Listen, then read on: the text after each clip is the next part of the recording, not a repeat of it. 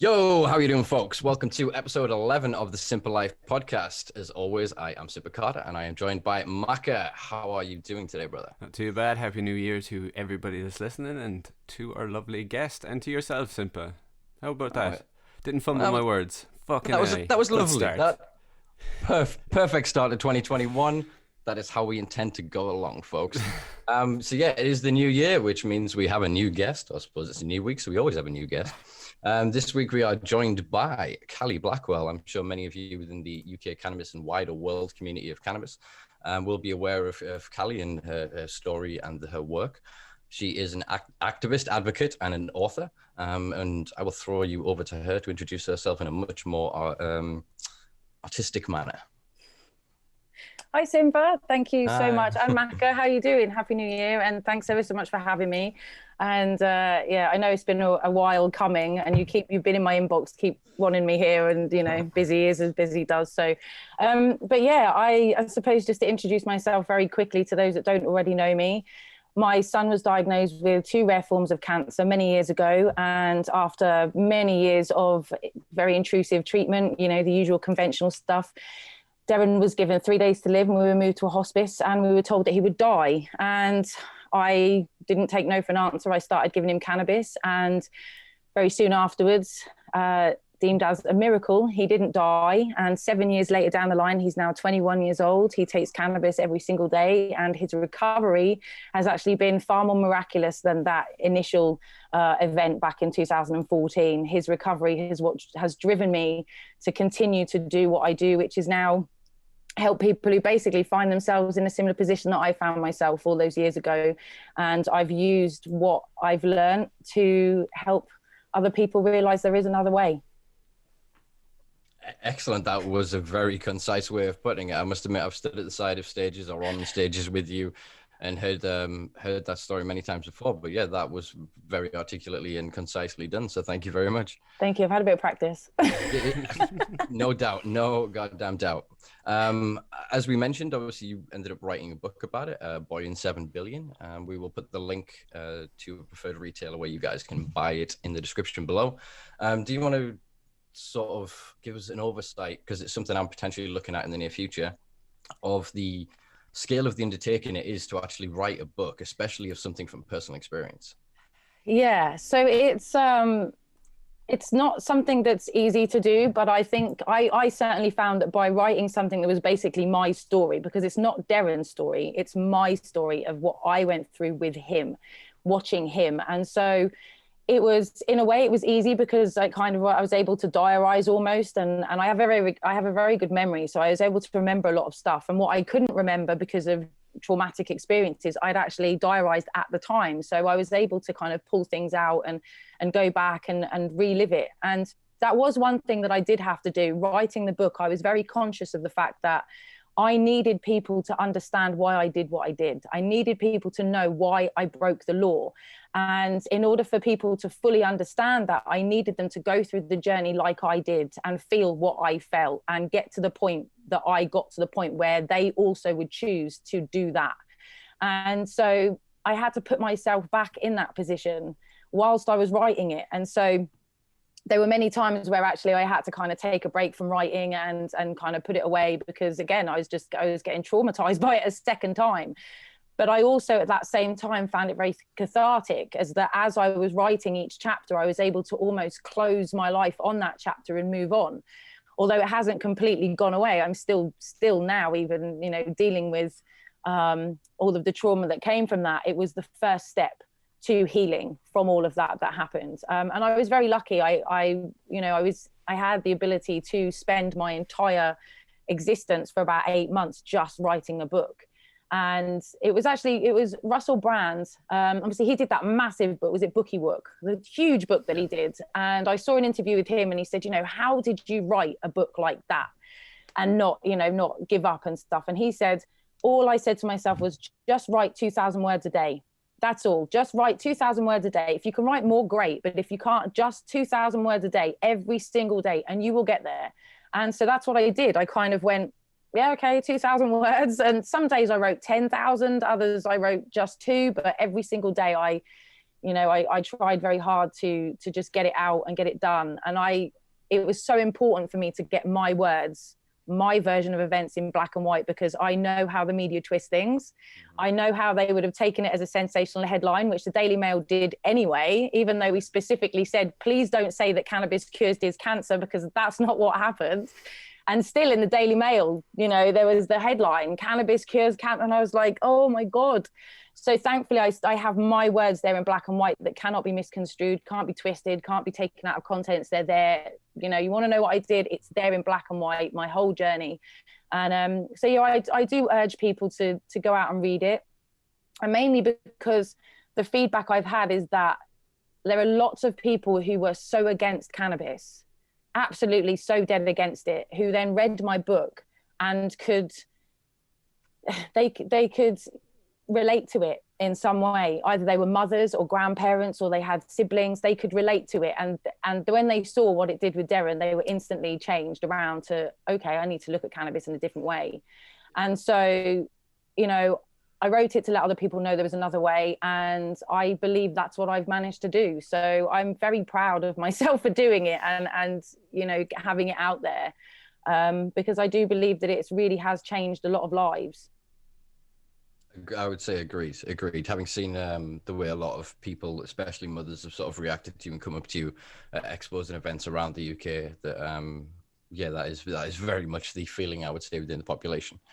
One thing that I can't help but feel is very striking to anybody that is viewing this is you don't have pink hair.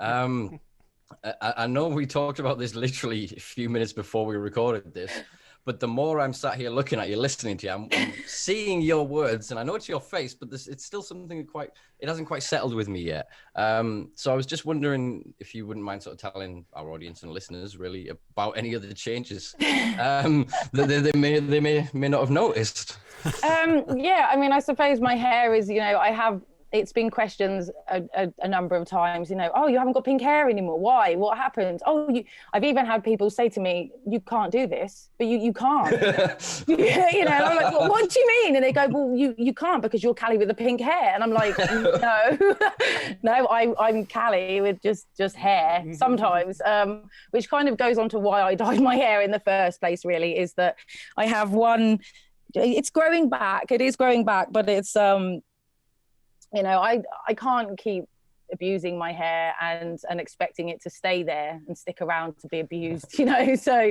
it's I think it's a culmination of stresses and things like that as well. I don't think it was just my hair dye that's done this, but I figured that whilst I was trying to heal myself and trying to heal things, I didn't need to be hair dye. I didn't need to be, abusing my scalp and pushing chemicals into my body anymore than I already had been. And so I took the decision, and it broke my heart. I'm not going to lie. It wasn't an easy decision to make, because I'd become very, very attached to my identity as me with pink hair. And it's something that I'd had for a very long time before I became famous. Before I'd had pink hair for a long time before that.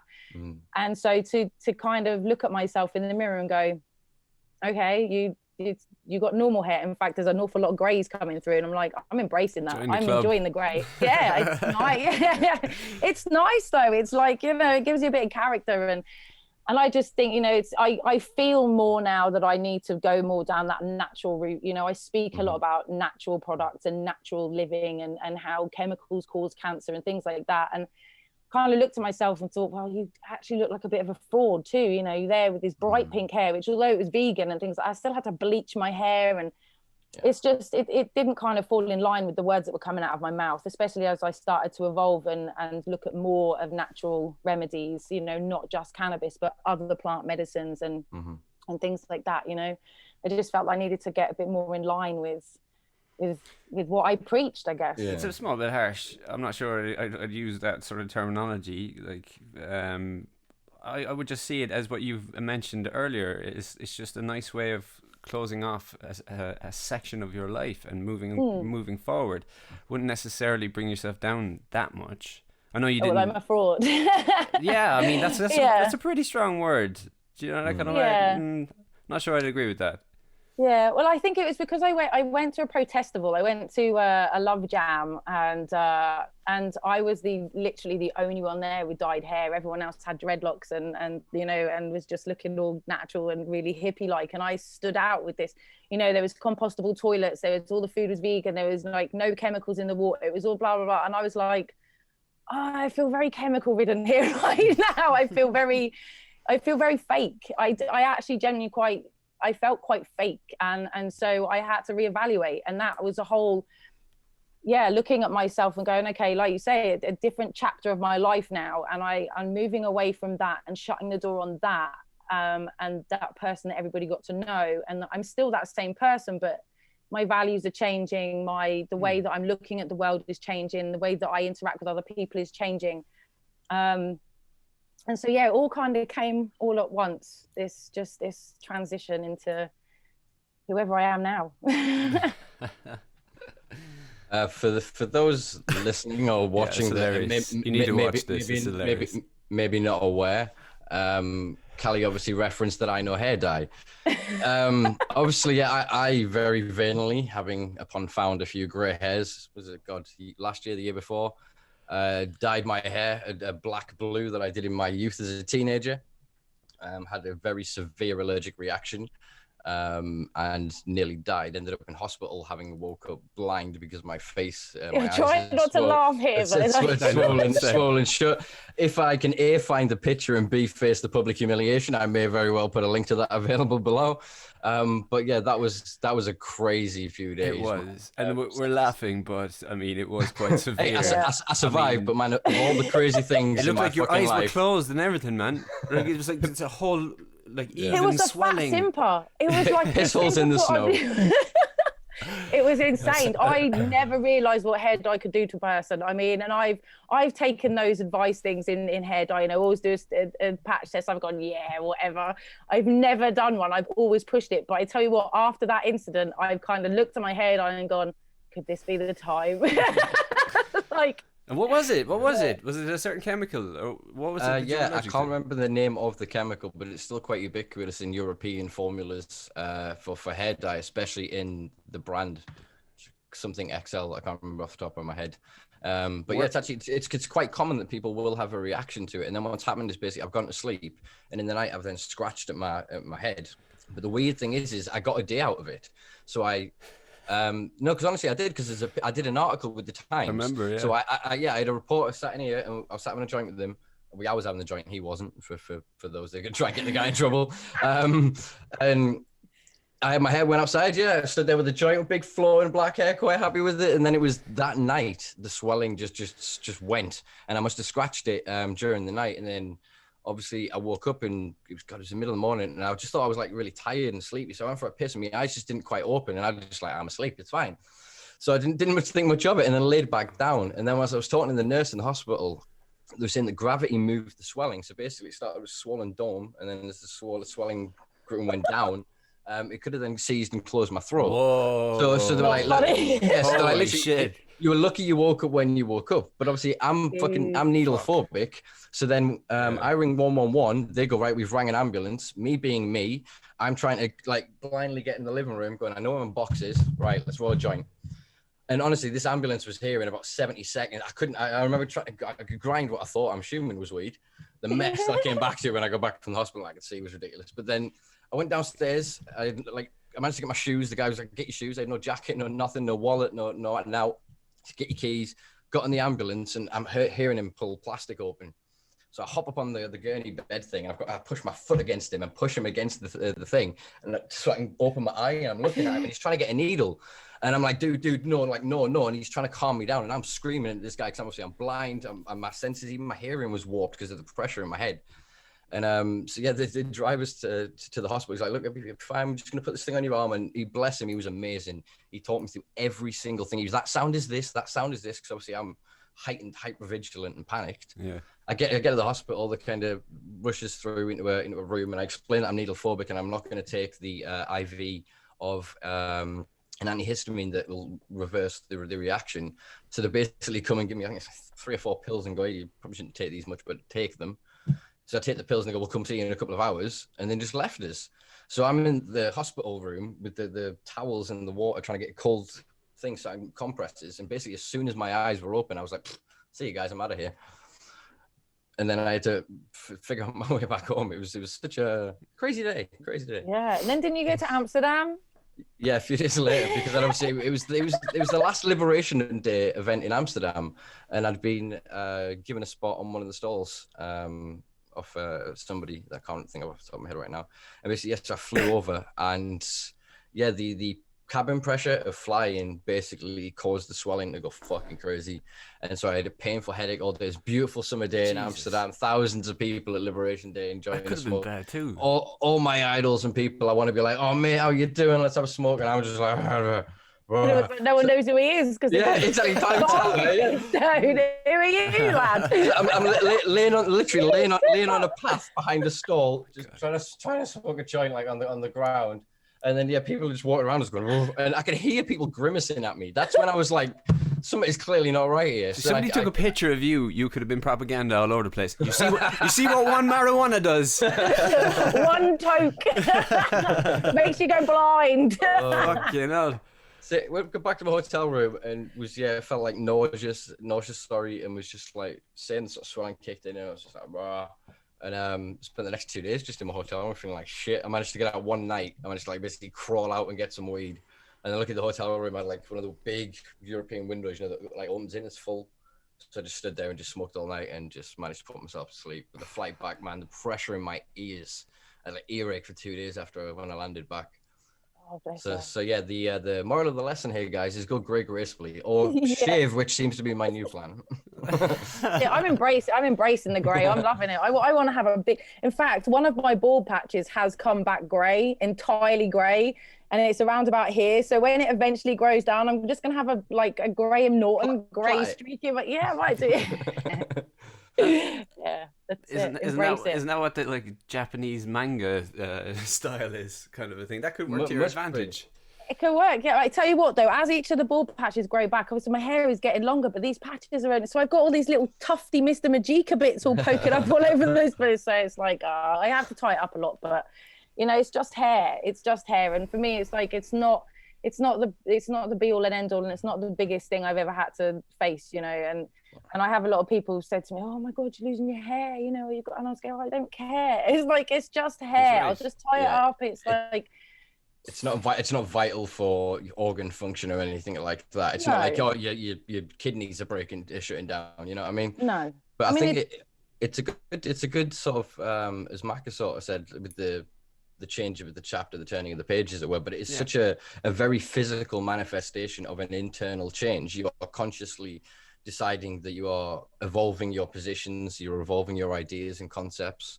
As you've sort of said, you're trying to directly heal and face trauma, and to be able to do something that when you look at yourself in the mirror, you no longer see something as bold and bright as that pink hair. I think, it must be quite cathartic, is it not? Yeah. And it is it does make me look back at that other person as well and say, like, that is who I was then, and this is someone new. And I have to look in the mirror and get used to seeing someone new, which is good, because every day, like this last year, although I know it's been horrendous and I know it's been absolutely awful for a lot of people, for me personally, it's been one of the best years of my life, because I've been afforded the peace and quiet I needed, really, in order to get myself together. I've been able to, with the help of somebody incredibly wonderful who sits and holds space for me, and just with no judgment, and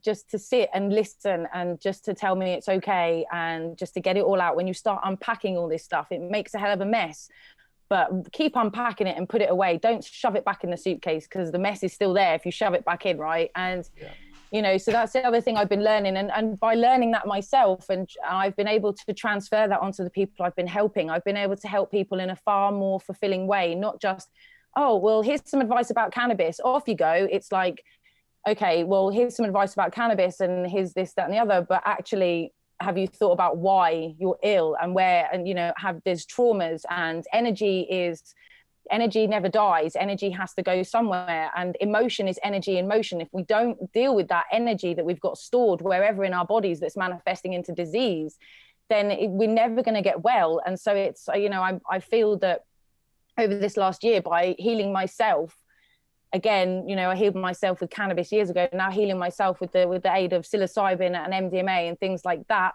over the last year, I now am able to help people much more than I was, you know, back then. I'm much more rounded, and I can give much more tailored advice that I actually have personal experience of, rather than, well, here's what I read. This is a case of, well, this is what I found, and this is, you know, this is what I've done, and this is how I've gone in and seen where I've got traumas trapped, and tried to pull them out and look at them and, you know, deal with them completely, not just, you know, mask them and push them away. We have to sit in it. We have to learn how to sit in those uncomfortable moments where we want to push everything away, because it's horrible. It's gross sitting in these ugly times. But it's only when we sit there and we feel them and we stop avoiding feelings, because that's what we try and do a lot of the time. We try to avoid feeling anything other than nice stuff. Well, sorry, but that doesn't work, because the world is not full of just nice stuff. And we are not full of just nice stuff. We have all done things that we're not proud of, that we know we wouldn't do now, that we still need to rectify for and almost, you know, repent for, and things like that. And it's only when we can do that we can then step forward much lighter and much clearer in our own minds of who we are and where we're going, because we're not, you know, we're not fogged down by our past and all of these things that are trying to keep us there. You know, we're able to move forward. And I think you said to yourself the last time you saw me, you're like, wow, you look loads lighter. And I was like, yeah, and it's not a weight thing. It's, you know, it's not a physical thing. It was body language. It was entirely the energy you were projecting wasn't, excuse the phrasing, but it wasn't worn down. Whereas you were very much dragging yourself through this as a continual for most of the time that I knew you. Because you felt a certain sense of obligation. But it's the same thing that we both preach to each other many a time, of saying that you cannot pour from an empty vessel. While at the same time either breaking or deliberately drowning our own. You know, like I said, it is good to see. And I think a lot of people will have taken the opportunity to see 2020 that way. Some people will have, of course, taken this to be one of the worst years of all time, and will be so stuck within the fear of it all, and will allow that to compound. And you touched on a moment ago how sort of emotions then can manifest into sort of disease. The main way that we deal with sort of unwanted emotion is transference or projection in sort of psychological terms. So we end up damaging each other. So we end up with a trauma from when we're 5 or 6 that we kind of forget about consciously, that then starts re-emerging subconsciously, that then causes other points of trauma. So then we have to, instead of going back and we try and deal that one trauma and go, oh, we've dealt with it, we haven't gone all the way back and figured the thing out. And that's the thing that I feel is missing from the modern paradigm. Obviously, you yourself have said that you've been using plant-based medicines and entheogens such as like MDMA and psilocybin mushrooms. What are your thoughts on the impending medicinalization, pharmacologicalization, I know that isn't a word, but it's still like one of my favorite words, of these compounds and substances? Do you what do you think about it? What do you fear? I fear the same as I fear for cannabis, is that it's going to be taken and it's going to be given back to us in a way that is not actually truly beneficial for us. You know, we see it so much with cannabis where, yes, there are clinics and there are prescriptions and there are things like that, but we know that they can't fulfill what the vast majority of people really need. It fulfills a small need, but it's not enough. We deserve it all. We don't deserve to have it held back from us and given it to us in dribs and drabs as to when they decide that we can have it and under what circumstances. And also my fear, you know, I saw that, you know, psilocybin had been made legal in Colorado, Oregon, and places like that. And I saw everybody, again, like we do with cannabis, yeah, this is amazing. And I'm there, the cynical part of me going, but how? In what way? How are they giving it to us? What are we allowed to have? Am I allowed to go and take 2.5 grams of Mazapatek if I want to? Am I allowed to grow that? Is that how this works? Or is it a case of, no, you need to go and be assessed and then we'll give you a pill which contains this? And Yeah. And it's, you know, that's my fear for it, is that it's being taken from us and then we're having it sold back to us, and not in the right way, you know. And so that's what I don't want to see. I want still, with plant medicines, I want to see the same as I want with cannabis, is full autonomy over our own bodies. And if I'm not hurting anybody else, then it's none of your damn business what I'm putting in there. It's my body. It's not anybody else's. It's nobody else's business, as long as I don't hurt anybody. And, you know, I think I would love to see, I mean, I remember seeing, I went to a talk with Dr. Ben Sessa years and years ago now. And I think he's just opened his first MDMA clinic up in Bristol. And I saw him talking about how MDMA could be used instead of, like, he could literally do two or three sessions with somebody and it would get them off 22 years of Prozac, you know, and it's done. And I, back then, I couldn't really, I was like, MDMA, I didn't really understand. I'd never done it. I'd never taken it. So I had no idea. But for me, I haven't taken anything really as a party drug. I have taken everything as a therapeutic, with that intention in mind as well. And so one of the first times that I took MDMA this year was when I, like you just said, what happened, that's when that really happened. I was able to take myself to a position where I was able to almost come up above my own timeline, and I was able to look at, you know, first of all, it started with the people that had wronged me. And then I was like, okay, well, let's just learn to forgive and accept and things like that. And then it was like, but why? Oh, because I did that. Yeah, but they did that. Yeah, but I did that. Yeah, but they did that. Yeah, but I did that. And I went back for years and years and years, to the point of where I was like 13. And I realized, you know, I got back to realize that I'm not innocent in my life. It takes two to tango, and that I have done things that at the time I didn't realize were harmful, didn't really mean to do it, or I did because I was coming from a place of hurt. You know, traumas make us do things that aren't becoming to us and aren't what we usually would, how we would want to be, you know. And so when you're able to look back at your timeline and realize that why you did what you did, which then made other people do what they did, and there is their own traumas that drove them to do what they did to you too. And once you start to realize that we are all carrying traumas, none of us are innocent, and none of us are unaffected by traumas in our life. And, you know, it's about looking at those things and going, I'm not going to act out because of those traumas anymore. I'm going to see those traumas and I'm going to deal with them as best I can. And now that I can see my behavior, it's not hidden anymore. So now, therefore, you know, I can't make an excuse for it anymore because I'm aware of it.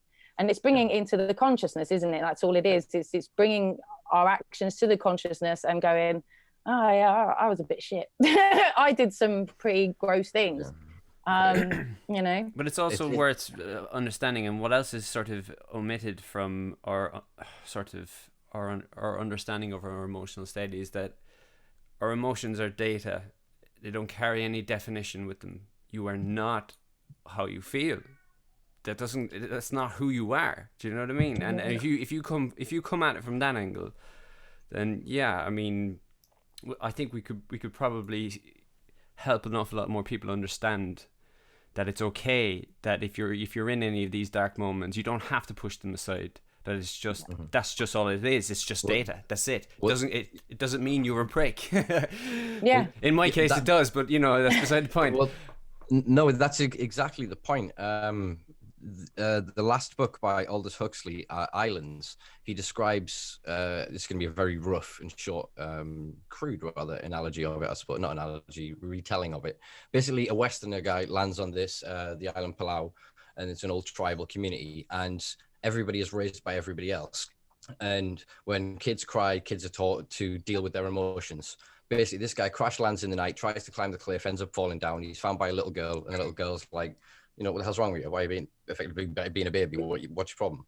And he goes, oh, I've fallen down and this happened. And she makes him recount the tale. So she goes, okay, calmly, what happened?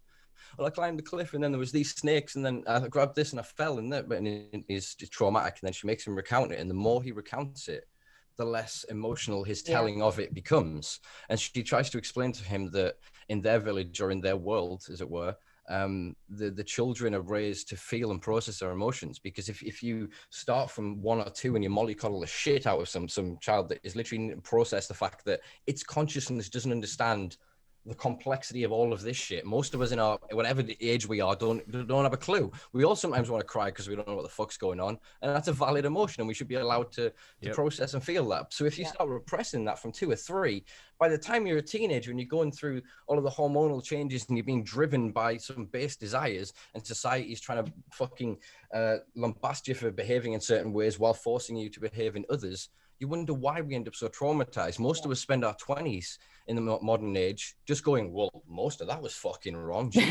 How can I fit, and then it's basically every 10 years we kind of go, oh shit, I'm not that guy anymore, and keep evolving. Whereas these substances give us the opportunity to, in an evening, do a decade's worth of work if we do it in the right setting, as you say. Because if you go and you drink a bottle of vodka and then you smash a load of MDMA and you go to a rave, you'll have a good time and you probably will still have revelatory experiences. But if you go and take MDMA with a few other committed people in the woods around a fire and you do meditation and chanting and other fucking such things, you're going to have far more of a revelatory experience, where then you're going to be welcomed and encouraged to share your vulnerability to a point where you accept that. So instead of denying yourself that emotional clarity, you just end up locking yourself into a smaller and smaller world. And I think that's what happens. I saw Ben Sessa speak a couple of years ago, and he said that the people that need MDMA most are not, I can't remember the group he said, but it was not young people doing whatever. He said that it's 55-year-old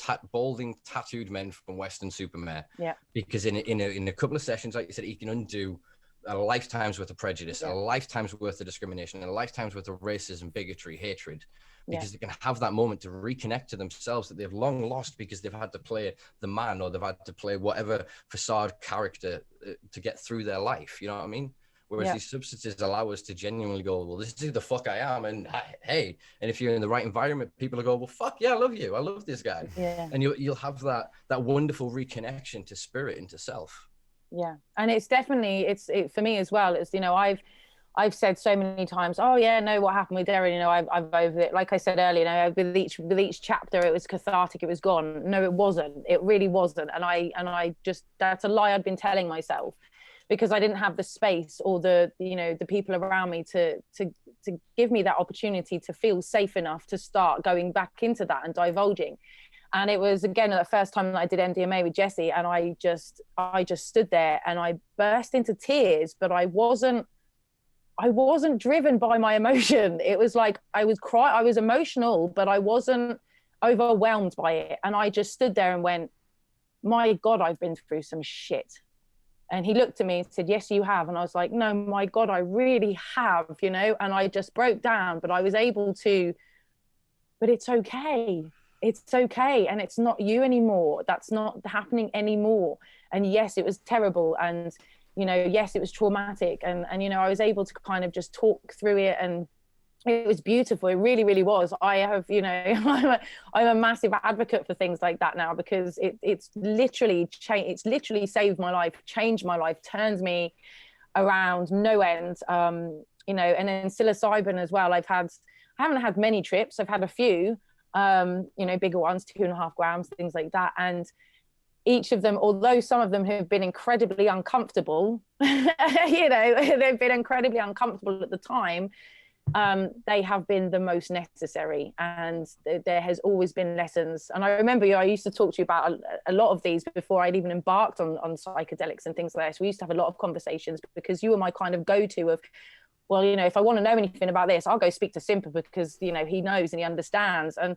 And you used to tell me about all of these things. There's no such thing as a bad trip. That yes, it might be uncomfortable at the time, but actually there will be a lesson, and it will be a big lesson. And you will, as long as you then take those lessons that you've learned and then you transfer them to your daily life, that's when you'll see monumental changes in your everyday life. When you're no longer, intoxicated by psilocybin, you are then able to still carry on and transfer these to your lives. And I think, that has been the most wonderful thing for me, is that I've been able to look at things and go, okay, there's been times where I found myself getting really stressed, or with everything that's going on, and I've just been able to go, well, no, hang on, what did you learn from that session? You learned this, so put that into practice right now and let's see if it works. Oh, it worked.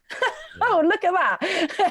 And so it's almost like cheat codes for life. I feel it's like, cheat codes. And I wish more people could have access to it, but I would say in a safe manner, because there is obviously dangers that, and I've seen this happen with too many people as well, is that they go and take psychedelics, and then because they've taken psychedelics, they think there's some kind of guru, and then because they've done it, they can just treat people how they like, and it's like, no, you're not enlightened because you ate some mushrooms. It doesn't. That's not how it works. Well, it's exactly that. The entheogenic compounds give people.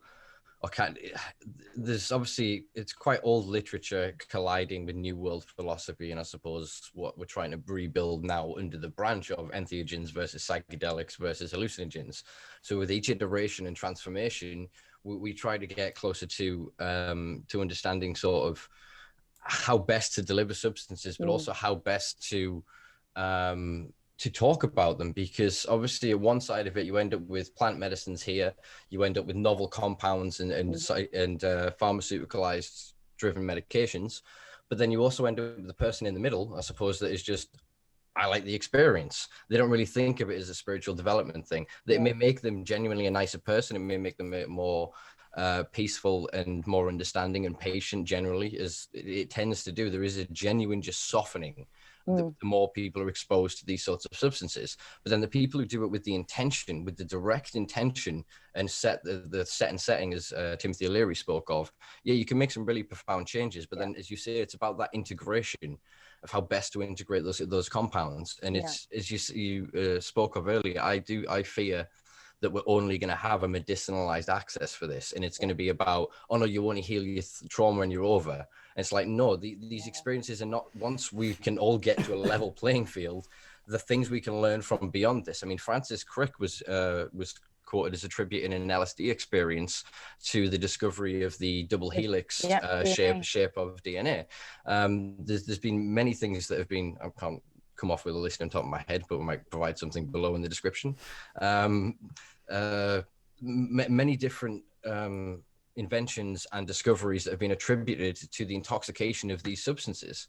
So I think if we then just force them into the medicinal categorization, we're firstly going to drive a very large illicit market, because people will just siphon off the legal, and that'll then create a problem that they'll have to crack down in some maladaptive prohibition 2.0. But I think it also then denies the same thing that's happening with cannabis now, which is, what about the culture, the people that just like to consume it? They want to live in a different way, share different experiences, have a community, and express themselves in different ways. We have to protect the individual's right to, as we spoke of on this podcast before, be weird, be strange, be as unique and crazy as you want, as long as no harm comes to another, as long as there is no wider danger to society. What you do to yourself is what you do to yourself ultimately. Freedom of choice, which is what I've kind of, when I started all of this, it was very much, I was driven towards, it's about freedom for everyone to have access to cannabis. And then very quickly it became, it's just about freedom of choice, man. It's just about freedom of choice, and for everything, that we can apply that to everything. And as long as there's no victim, then freedom of choice, it should be however we want to do it. But I would love to see places that popping up where, getting back to plant ceremonies rather than, like, that's the thing. I fear so much that, when you give people cannabis in a pharmaceutical setting, it really lacks something. There's something missing. And even with prescription, even with the prescription cannabis that people can get, the buds, there's something not quite right about it. There's something manipulated. And I don't know, I want to protect, I feel very protective towards cannabis, and I want to protect her in her natural right. And now I'm starting to get very protective over fungi and things like that too. And I'm like, leave them alone, just leave them as nature intended. She didn't, Mother Nature didn't cock up. It wasn't a mistake. We know what we're doing. And what did we do before pharmaceuticals? Oh my God. How did we live, and how did we get to here without the last 100 years of the Rockefellers? And, it blows my mind. And so, and I understand that, we are living a lot longer, but we're sicker than ever. We are sicker than ever before. And so there's something wrong with that. And I've said, talking about everything that's been happening this year, I've been saying there are fates worse than death. There really are fates worse than death, you know, and one is not living while we're alive. That is a bigger fate than death, you know, that's torturous. Yeah. And so I think there, you know, while there's a place for pharmaceuticals, it's like we're then getting into the whole subject of, well, what are we prolonging? Are we prolonging agony? Are we prolonging agony? And, you know, and so, yeah, it's a whole different, completely different, you know, conversation. I mean, chemistry as a whole is fine until you pharmaceuticalize things and you put it into the system that is, which is it's partial salvation. I mean, that is the first, isn't it the Goldman Sachs dude or whomever said that it's not profitable. Partial salvation. Yeah, I wrote a song about that. Yeah. But, I'll put the link in the description now. Go ahead, Luke. There is an idea of then it's to give you just enough. They don't never want to heal you. They want to give you just enough to alleviate symptomology. Yeah. There was who the hell was it? I think it may have been a Goldman Sachs executive speaking to a health board. No, it was a health advisor speaking to Goldman Sachs, was saying that is healing patients really the most viable thing for profits?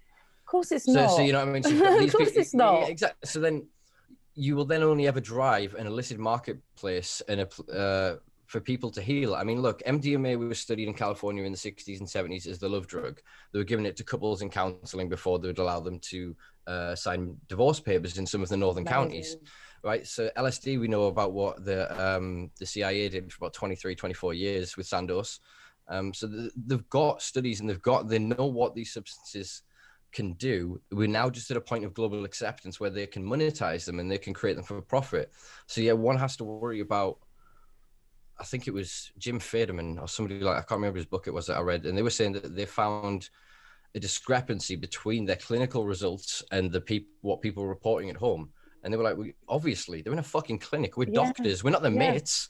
You know what I mean? So we're never going to be able to provide in a clinic what somebody, as we described, sat in the woods with 5 people they love and cherish and trust. Do you know what I mean? You can do so much, but it's still, for a lot of people, they're not going to ever feel comfortable in that clinical paradigm. Because it's missing that. It's that missing that kind of connectivity. It sounds stupid, but I think it's love, man. Do you know what I mean? It's the crazy thing that we spoke of before about why home grow for me tastes better. Some of the best weed ever. I've flown around the world and been bought some of the best weed in the world. And honestly, it's the people I go and stay with or the people that they hook me up with, their weed that's grown on a small scale with love. That is the best weed. It just is. And I can't quantify it other than there's some sort of there's love to it. I don't know. Yeah, but it is love. Love is energy, isn't it? And effectively, you know, and the plants we grow are energy. We are all just energy vibrating at various frequencies and things. And so, I think, you know, and this is why I urge people as well who come to me. It's like I urge them immediately off the bat to grow their own, not just because it's the safest, the most effective way to get what they need for the rest of their life, but also because the love they put into that plant will come back to them.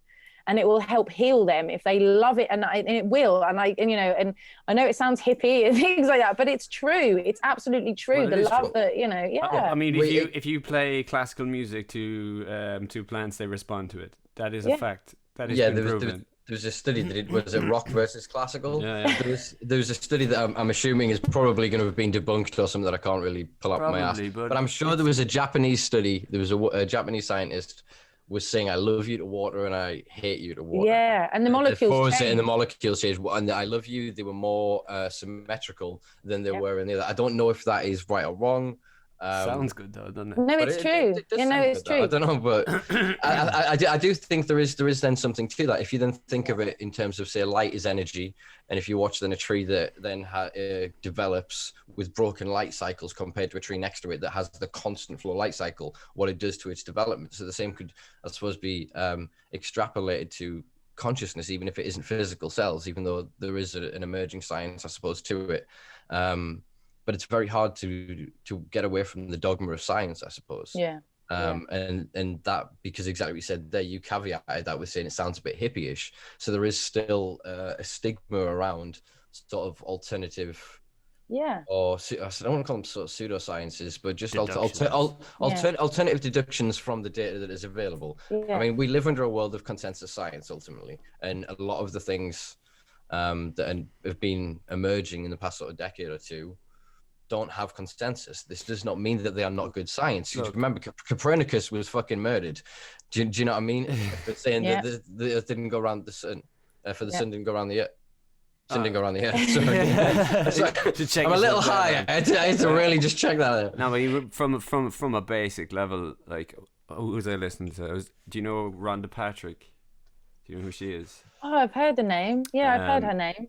Very, very intelligent. All about like chemical compounds in foods and stuff like that. And she's every time I listen to her, I have to stop it, rewind it, stop it, rewind it, stop it, rewind it. There's so many different bits of information that I haven't a fucking clue about.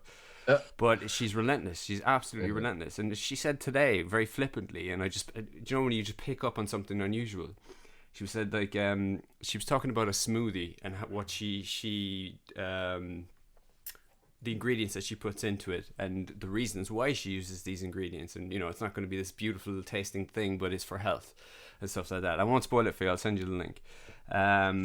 But she said that basically the reason that she bungs everything in together was for the unknown connections between the molecules of food, because it hasn't been mapped yet. They don't have a fucking clue. Yeah, but like you're telling me the base ingredient that we put into our fucking bodies for energy, and you haven't fucking mapped it. What the fuck are you doing? What are you doing? Do you know what I mean? Scientists out there now fucking hating me. But it's true though. Do you know what I mean? It's like, I don't mean that at an individual level, but from a top-down systematic level, it's wrong. You're not going about this the right way. Well, we don't look at the way the body works as its fundamentals. Even in hospital, you know, the doctors have no idea about diet and nutrition, and they tell you it doesn't matter what you eat, you know. But the old myth, we are what we eat. It is we literally are what we eat. We put crap in. Don't expect our cells to be healthy.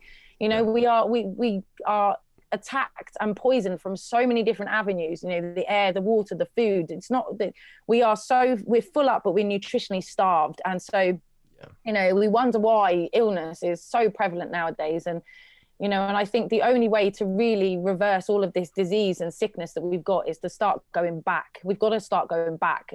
And you know, it doesn't mean that we have to negate everything that we've learned so far, but let's start using this technology and incorporate that into the stuff that we knew worked for us in the past. So I was going to say that maybe it was just me picking up on the negative connotation of the sentence, but I don't think we should ever go back. I think, but I think forward means leaving. What's your philosophical take on this, Magga? No, I see where you're coming from a progressional sense, but there's absolutely nothing wrong with refining the foundations on which you stand on. We can't just go back. You've got to do both. No, exactly, but it means that we use the knowledge, the technology that we have now to fucking truly understand what each thing is, how it's affected, and especially the interactions of certain foods that then produce organic compounds and whatever else that again are toxic to us.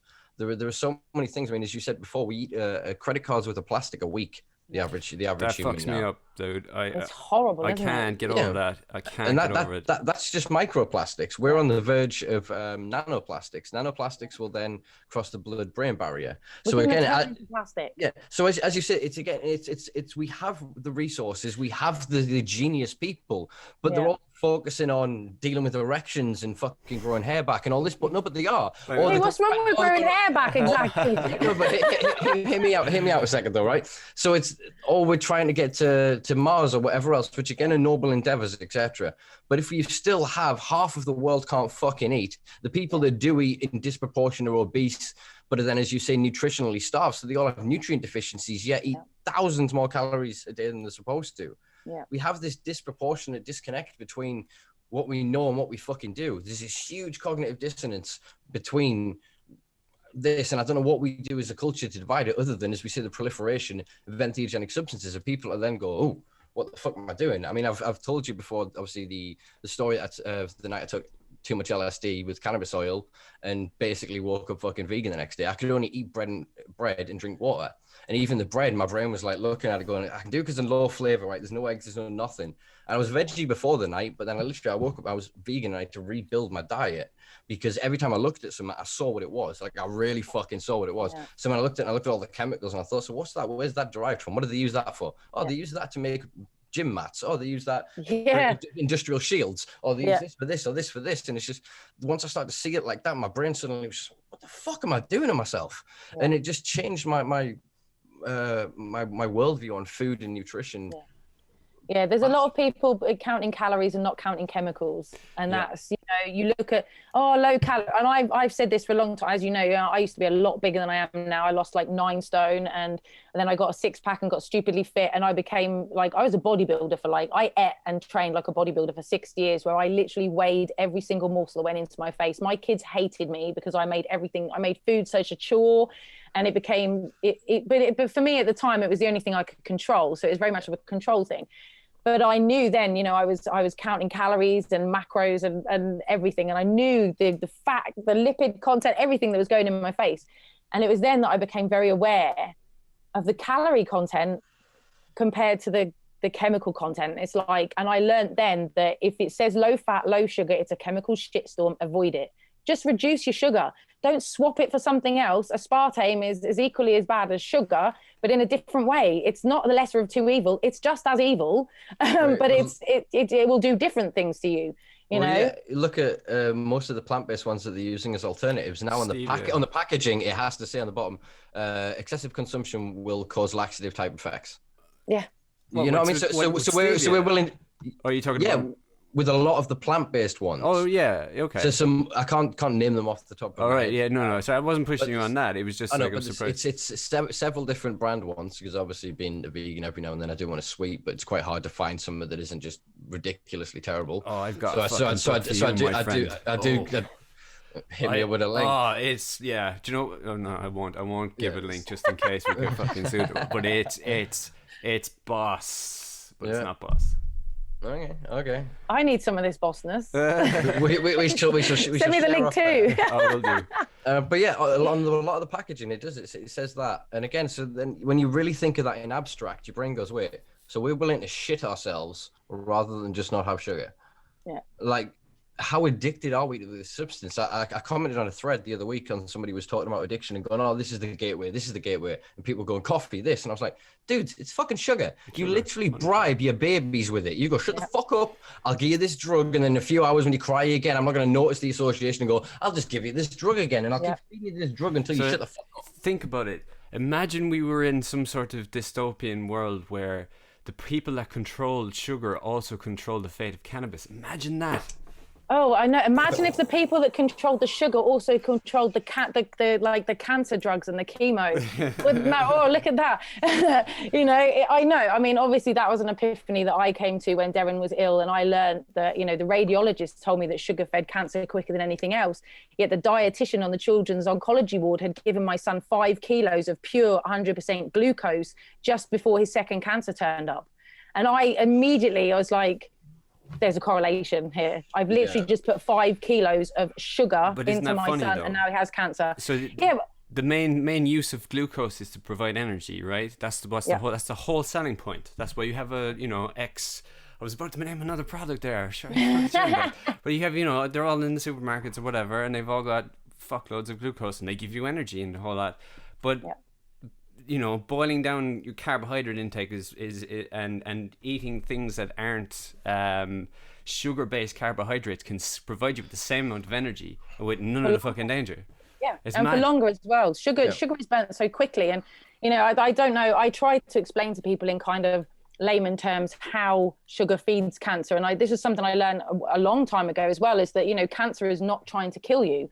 Cancer is a warning that your body is out of kilter and you're not giving it the right environment that your healthy cells need in order to replicate. And so when basically our cells go through a Krebs cycle, and they go through various stages, and their first stage, they use glucose. So it's called glycolysis. And so from there, they munch up all the glucose, and that's great. And then they need to go on to the second stage of their cycle, and then they would use oxygen. Now, if there's not enough oxygen on a cellular level due to toxicity, inflammation, mucus buildup, chemotherapy, all those kinds of things that cause a lack of oxygen in our cells, then, you know, we are then left, our cells have no option but to continue to replicate in a mutated manner, because they need to replicate to keep us alive. And so we basically, our bodies, we don't give our cells the right environment. They have no choice but to become cancerous. Then they go, right, well, we won't use oxygen. We'll use sugar. We'll continue to use sugar, which is why cancer cells eat sugar quicker than anything else. It starts fermenting, and that's when it becomes like mutated. Now, what happens usually in the second stage of the cell is that if there's a mutant cell, apoptosis is switched on, the cell kills itself, and it doesn't get to like mutate, doesn't get to proliferate. However, not enough oxygen on a cellular level, that lovely little wonderful little thing that our cell has to be switched off, because the cells have to be able to replicate. So apoptosis is switched off, they're able to proliferate in a completely mutated manner, and then it all goes completely berserk. And sugar is it feeds it much quicker, so it can replicate and proliferate so quickly. And so really what we've seen that THC does is it doesn't kill the cancer cell. THC just basically turns apoptosis back on, and then the cell is able to kill itself. But of course, this is why cannabis works so much better with a lifestyle change and a diet change, because if we continue to put shit in with one hand, cannabis cannot physically do what you need it to do. It can't. We have to give it. It has to be holistic. We have to give our bodies everything we can. We can't. I see it too many times. It's too often. Oh no, I just want to take cannabis and I don't want to have to change anything. I just want to take cannabis. Well, that is sadly because we've been conditioned into a paradigm where we go to the doctor, we take a pill for our ill, and we're able to carry on with the detrimental lifestyles, but just not feel the symptoms of them. On a fucking lighter note, but something really relatable. No. It's connected, but I just wanted to feed off your energy there a bit, because we were talking about food and stuff like that. The one thing that I have noticed by like identifying sugar as the biggest problem with my diet is I find a clearing of the palate. So basically, things I thought I didn't like when I was a kid, I was like, oh my god, they're fucking awful. Like I couldn't like crying eat my vegetables and shit. I wolf them down now. Everything's like so sweet. I can taste every little fucking part of it. But the second I cram that fucking sugar back on, I get the chocolate bar back into me, all of it's gone again. It's nuts. There is something to that. The taste buds evolve not form. What's one I'm looking for? They change every 7 years. But they're one of the things that sort of change last. Or one of them. I've read something that I'm trying to pull the thing out of the list of papers in my head, and I think it's basically that you taste everything as slightly sour as a kid because it takes a longer time for you to develop the refiner taste of sweetness.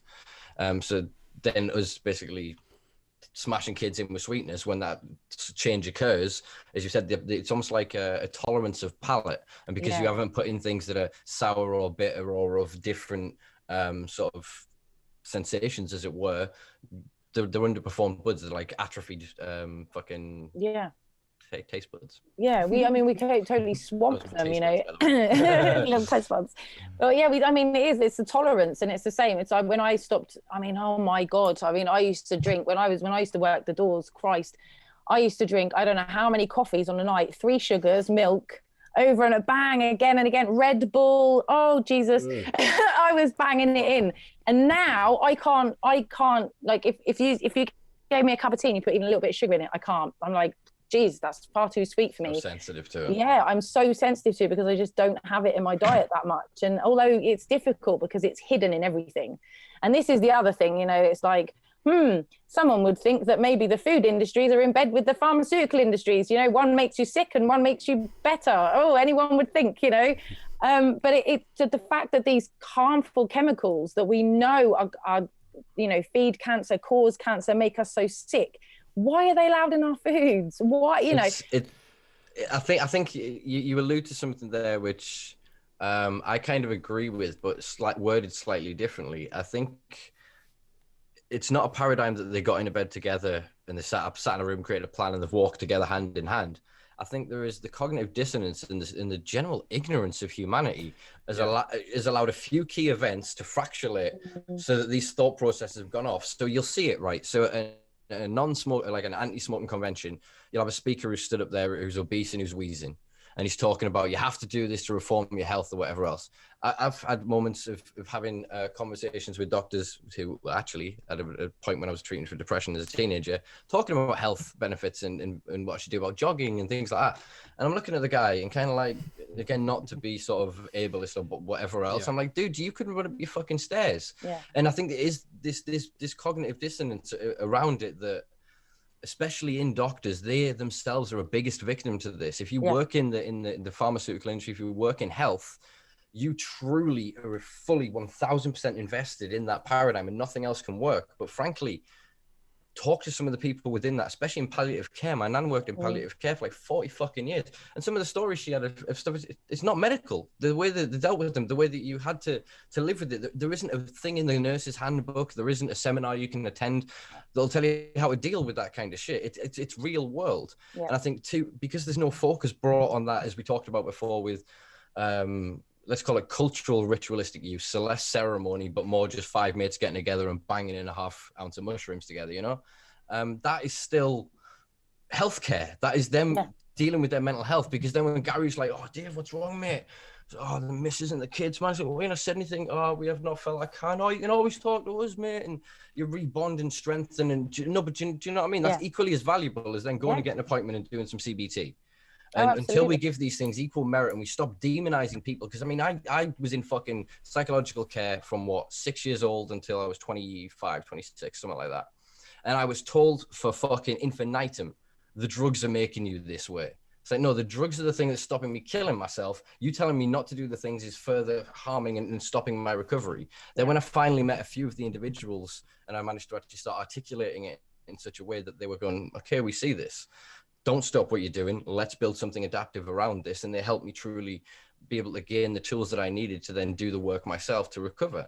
You know what I mean? But if I didn't find those people, then I'd still be bouncing through the system, still just trying to find acceptance of going to actually know that you're, even if you want to call it this, a maladaptive behavior, it's not harming others. It's keeping you safe. It's stopping you harming yourself, like literally when I was self-harming.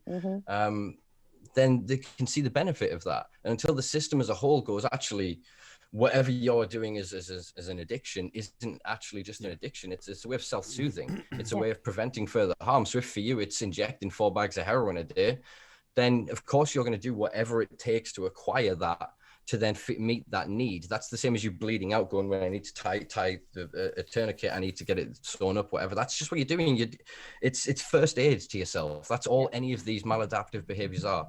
Until we have that acceptance, well, we ain't gonna get fucking anywhere, because everyone's gonna be so stuck down the no. Well, here's the pill, right? You have to take the psilocybin thing, and you go and sit in the room for 3 days, for 3 sessions, and you don't feel comfortable. You end up having 3 bad trips because you don't trust the doctor, because he reminds you of somebody that touched you as a child or something similar. Do you know what I mean? And you can't express that to them, and so you end up actually getting traumatized by the fucking experience. And then of course, then it looks like that psilocybin doesn't work. You know, it's the same with, you know, with cannabis, when it's given to us in a way that isn't actually beneficial for us. Well, then it's a good way that they can say, see, it doesn't work. And it's like, well, it does work if you do it properly. It's like, I don't know if you saw that documentary of the Imperial College, and they used psilocybin for depression, severe bouts of depression.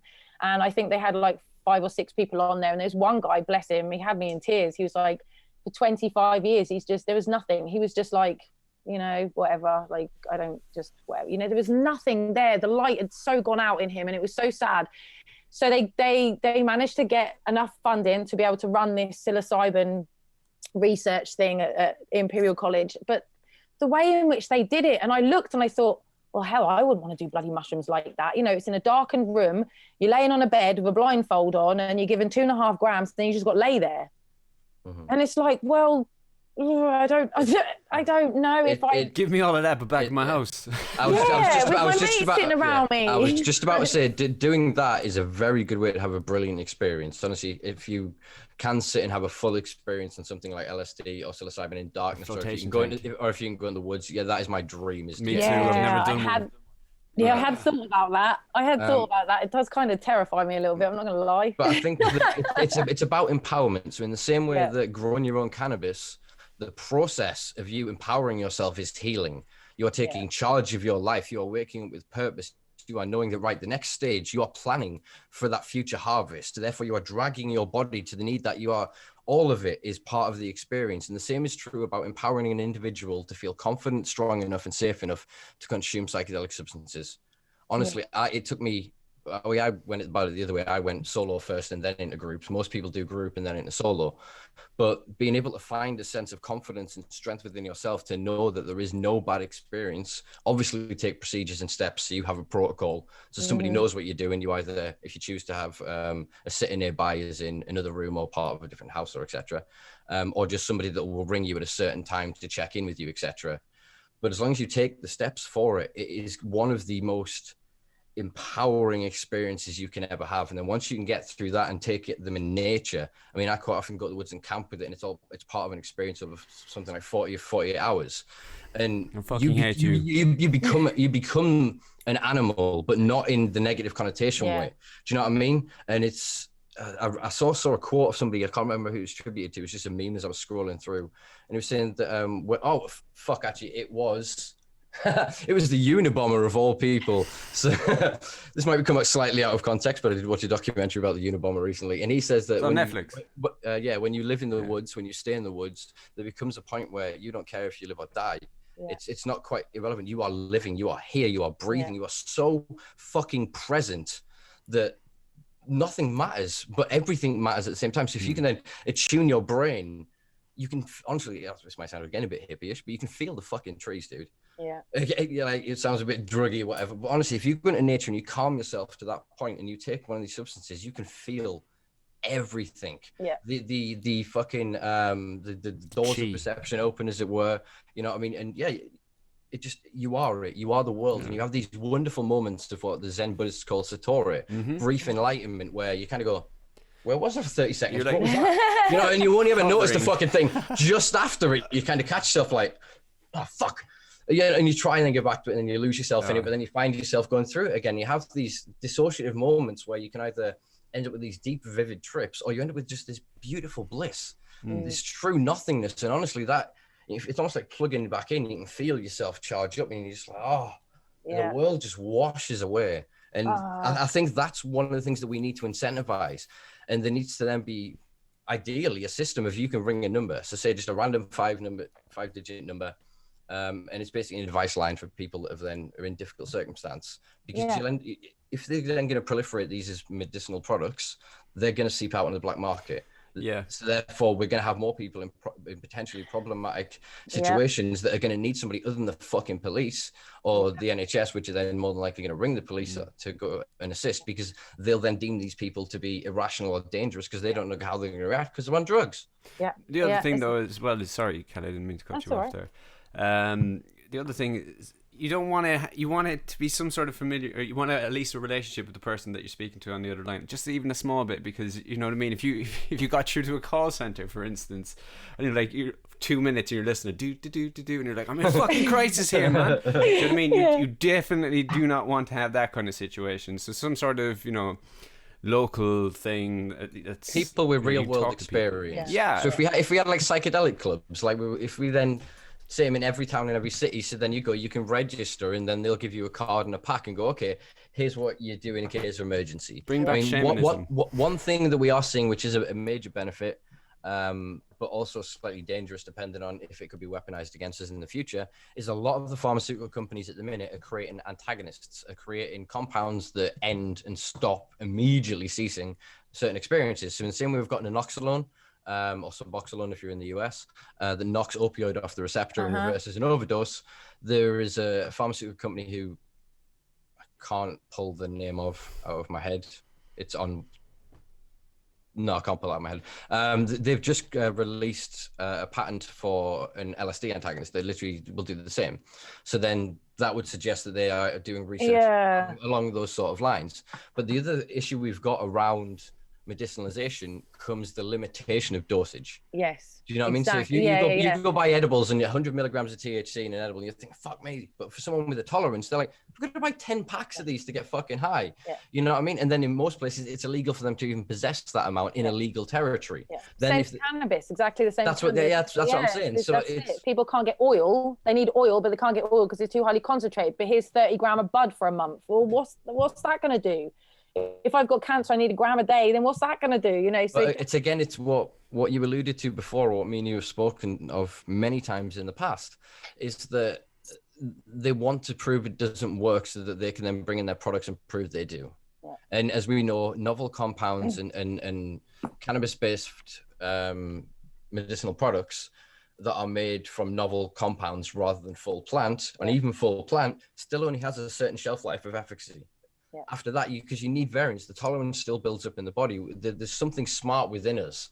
So it's about having access to the cult of our variance. And the only way you can really do that is either we kick the doors open and truly open the system to everybody, or you allow people to grow their own, create community grows and trade groups. And do you know what I mean? Just have these niche cottage industries where say the fibro community goes, fuck me, we found this strain. And rather than it becoming patented in a product for extraction to make billions on the stock exchange for some pharmaceutical company, it's actually with a group of people that if you join our website, we'll send you the cuttings. We can send you the oil that we make from it, and all profits go towards the community.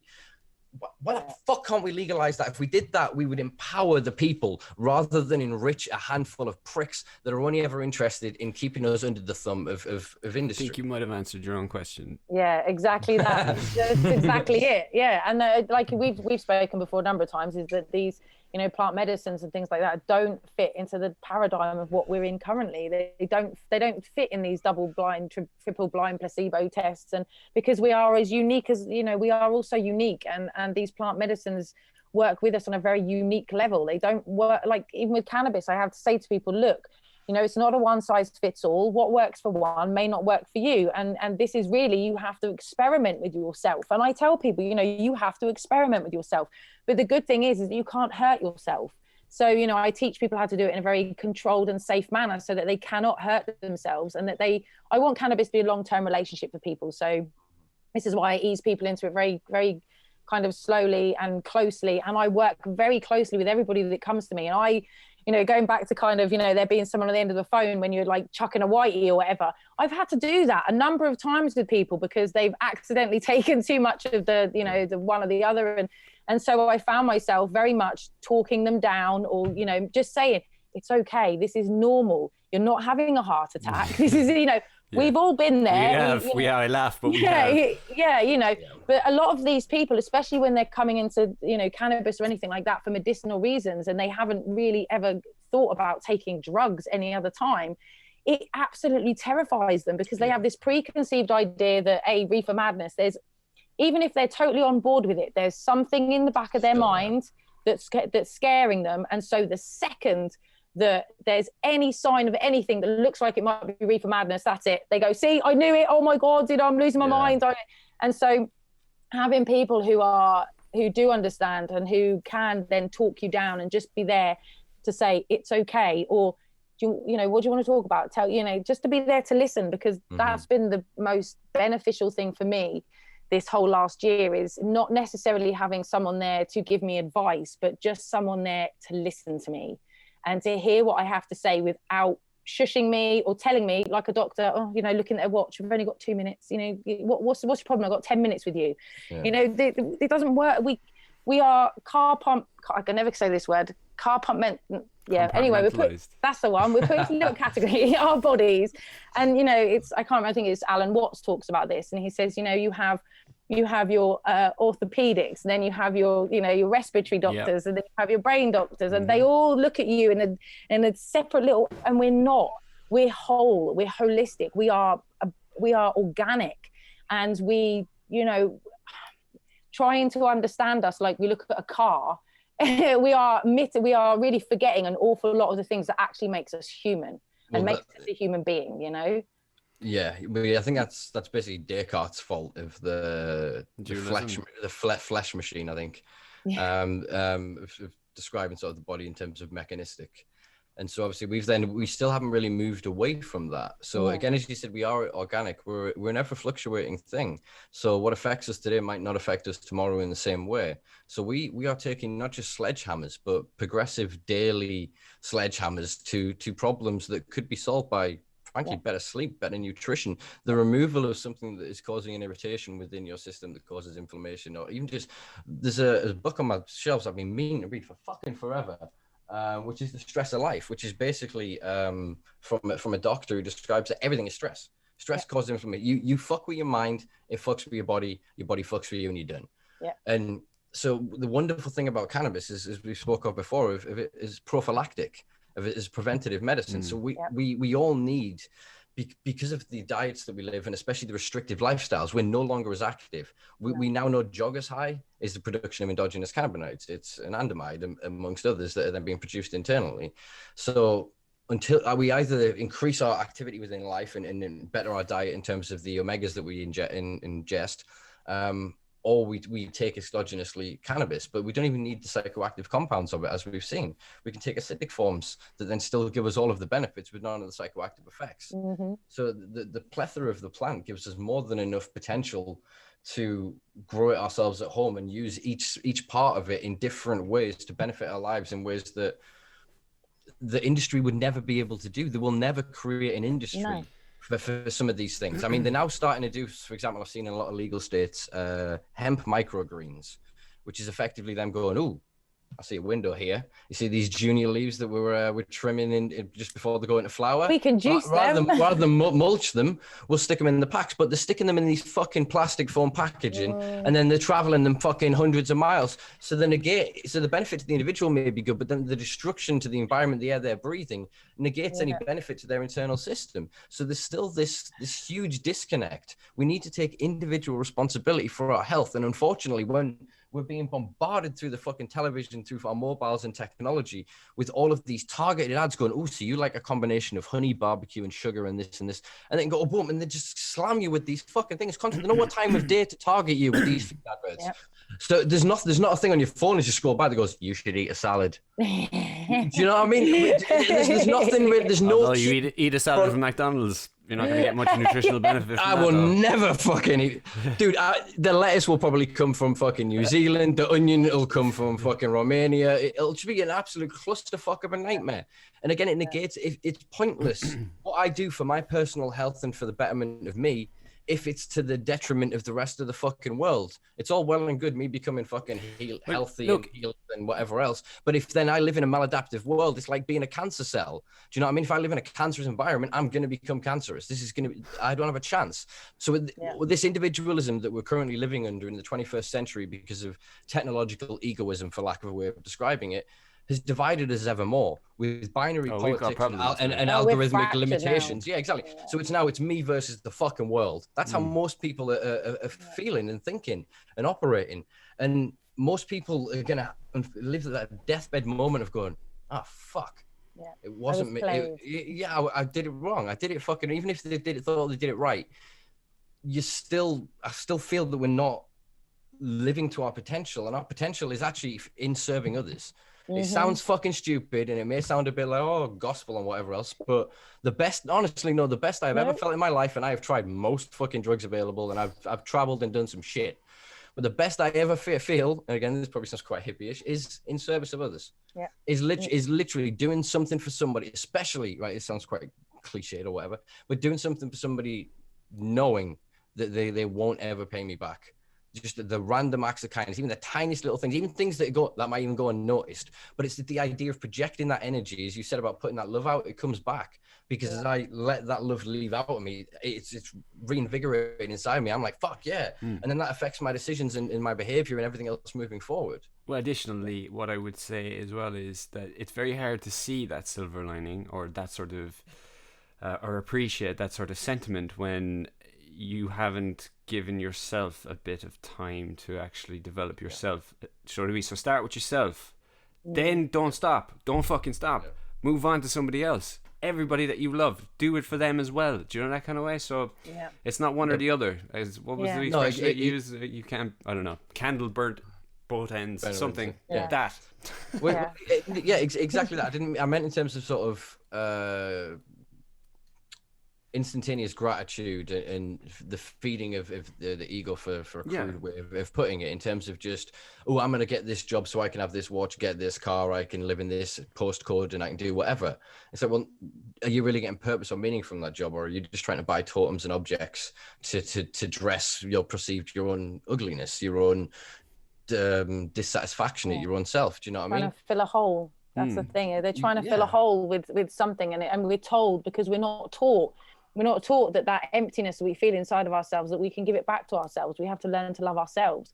We're not taught that. So who is it, George Carlin, that said, like buying stuff to make yourself feel good is like, you know, trying to stave hunger by sellotaping sandwiches to the outside of yourself. You know, it's the same. It's the same thing. It's like we're looking in all the wrong places. And again, that goes back to, you know, our own traumas and things like that as children. If we didn't get enough love as children, we then look for love in the wrong places, which then leads us to be open to abuse, because we will take love at whatever cost. And we don't understand what love is. And then that perpetuates further on. And until we actually heal ourselves and love ourselves enough, what we give out to the world can sometimes be a bit of a shitty projection of ourselves, even though at the time we feel we're doing what is right and we're trying to do good. If we're not fully good ourselves, then that can get projected in a less than nice way. And so actually our efforts to do good kind of backfire on us in some ways if we're not whole ourselves. And you know, I kind of realized that and then figured, you know, people have been telling me for long enough, you know, you've got to start looking after yourself and start being selfish. And I was like, no, I can't, you know, guilt, survivor guilt, everything else that I had. And you know, this feel of need of having to put everybody before me because, well, I didn't deserve it anyway. So, you know, let's not talk about me. Let's put everyone else in front, and I'll keep myself busy with everybody else and everyone else's problems. And it gets to a point where it's like, no, it's time to deal with your problems now and get this shit sorted out. But, you know, I have noticed, like, kind of ever since I changed the subject, but this is something that I know that you found yourself as well, Simpa, is that since talking more openly about psilocybin and things like that, I've had the odd people go, oh, stick to cannabis. Don't start talking about that nonsense. Stick to what you're talking about. Don't start all hippie, all magic mushrooms. And it's like, wow, why is it such a massive reach? Those people that fully embrace cannabis can fully see that the government have lied to us about cannabis for years, and actually it's this, that, and the other. They still go into psilocybin and things like that is a stretch a little bit too far for some people. And so it's, how do we talk about it in a way that doesn't switch people off? It's other substances are always going to. Unfortunately, this is one of the reasons why I launched this platform and I've created the website, and I'm trying to branch and brand out, for lack of a better way of describing it, into 2021. Is to have these larger conversations, because I kind of got pigeonholed in cannabis and people only expected that from me. They wouldn't listen to the socio-economic conversations or the politics of it. They'd just jump out to the cannabis points and that would be enough. Whereas I've always had a very strong opinion on prohibition, that all substances should be legal, regulated and available. There is no difference, in my opinion, between fucking heroin and alcohol. When you can put your own stigma, your own emotion down, I challenge any one of the listeners or viewers to this, to do it, is to pause this after I finish this sentence, I suppose, or describe this. Sit down with yourself and actually think about it. Really, truly, don't just think about, smackhead and all the stigma and all the shit you've heard. Really think about it in abstract and understand that there is a human the other side of that needle. There is a human in that position. Why are they there? Yeah. And the vast majority are there because of fucking trauma. If you can then put yourself in a position of empathy and actually say, how would you feel if you were that? Regardless of, I wouldn't because of just you are fucking sat there now. Figure out why you sat there in terms of in your own scenario, and then try and figure out how you'd live, how you'd survive. Because would you have access to benefits? No, because you wouldn't have an address. You'd be stigmatized and demonized by everyone that walks past you. You'd be risk getting pissed on, being set on fire as you sleep in the street. There'd be no safety, there'd be no security. So you'd start to live within that world. So just meditate on that point, sit for a few moments and just truly think about it. And challenge yourself next time you're talking about it or you see it, to just go, you crackhead, you smackhead. Because what you're doing is you're perpetuating the same stigma that holds us back with cannabis, or holds us back with psilocybin or LSD or ketamine or whatever your substance or your argument is. Ultimately, as you said before, it's about freedom of choice. And I truly believe there is no harm that any of these substances can cause to a human if they are done and taken with consciousness, with true intent and with true actual non-biased knowledge and information. Yeah. And with majority of these substances, like I say, you'll get something alongside of it. So if you bought heroin from a pharmacy or dispensary or whatever, you get an naloxone with it. You'd get instructions about how to use it. It'd come with a wipe so you can make sure it was clean. Yeah. And it would be heroin. Hepatitis, about AIDS, and it would be pure diamorphine. Exactly that. So again, there's so much stigma. There is so much unbelievable amounts of stigma. I mean, some of the guests that we've got planned are people that have history and have recovered from their own addictions and what I suppose they would still term themselves as abuse, actually.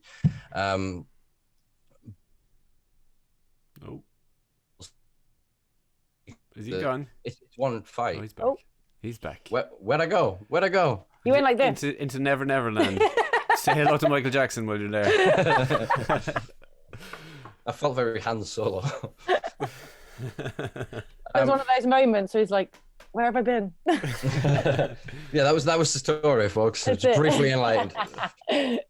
Where were you? But yeah, I think heroin is very much it's like I remember feeling like it when I was younger, having this real heroin, why, and then it was only as I got older, and it's like, well, who am I to judge? Because ultimately there's a reason that they felt that heroin was an answer for them. There was something so terrible going on in their life that heroin was the better option. And I've seen it with Darren enough times with the pharmaceutical drugs that they had him on, that he became very addicted to those drugs, because my God, being in that state was much better than his reality of sitting there in a hospital room. I don't blame him for wanting to get off his face.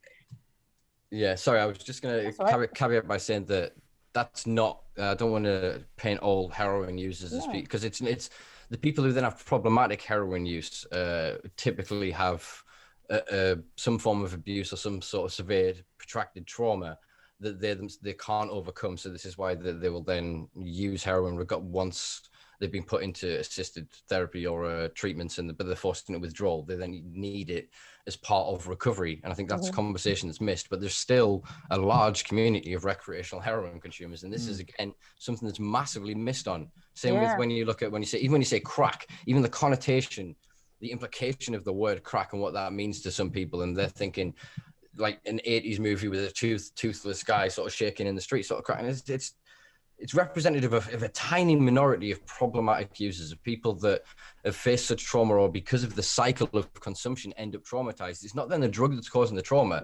If you you end up addicted to heroin because you went through a route of getting pills from the doctor, you run out of prescriptions, and then all of a sudden you have to turn to getting pills off the street, which could be fake, could be whatever. And then all of a sudden somebody goes, we sell heroin, it's really cheap, and here's a needle and blah, blah.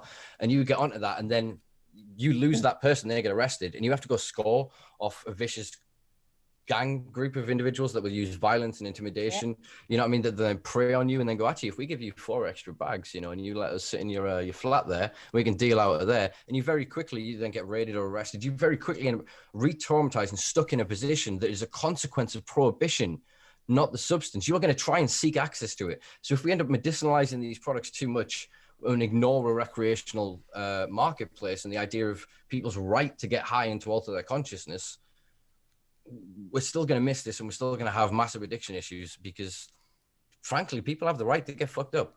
Yeah.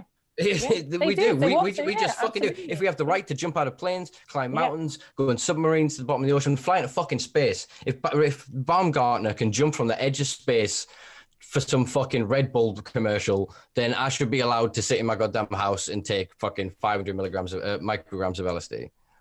Yeah, I totally agree with you. We have to get Red Bull to sponsor us. That's like a third reference in this podcast. No, you're all right. Don't even bother.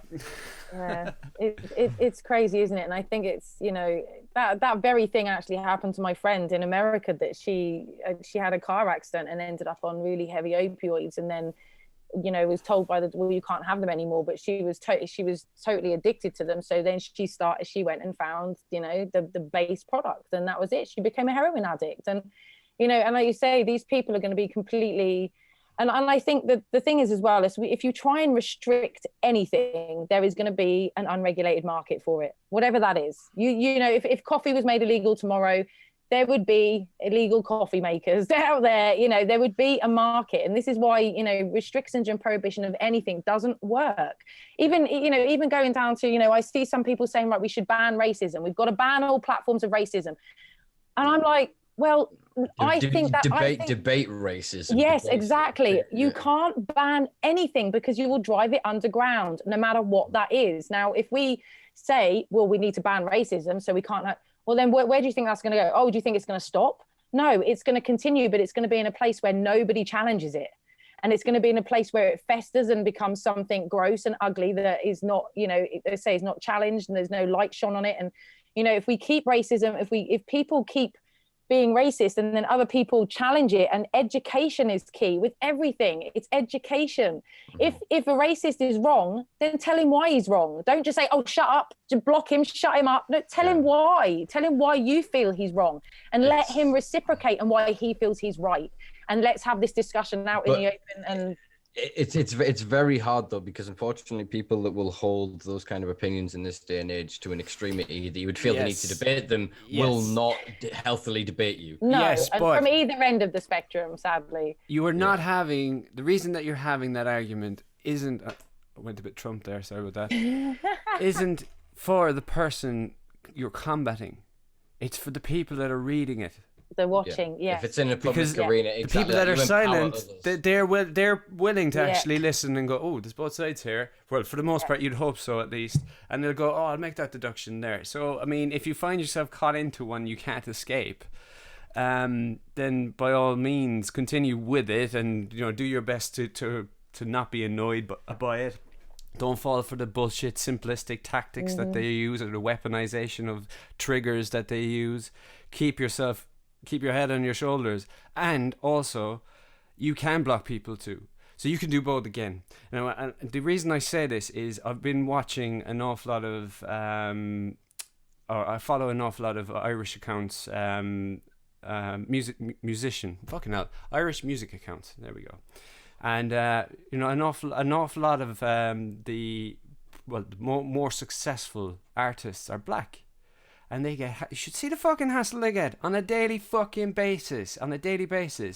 And you will hear people, there's three white people here saying fucking do this and do that. Well, listen first, yeah?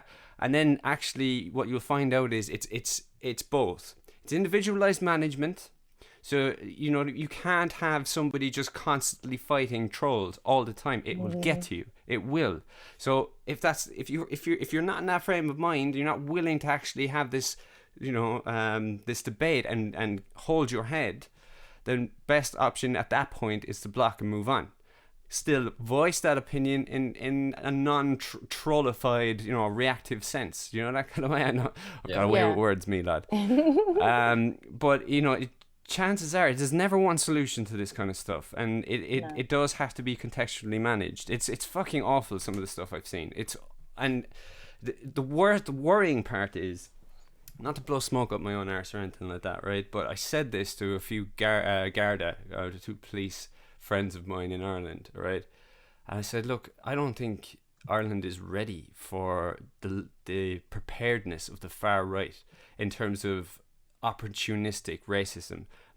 You will see within seconds of something happening that involves a black person, the key accounts are attacked for not even saying nothing. They're just straight abuse.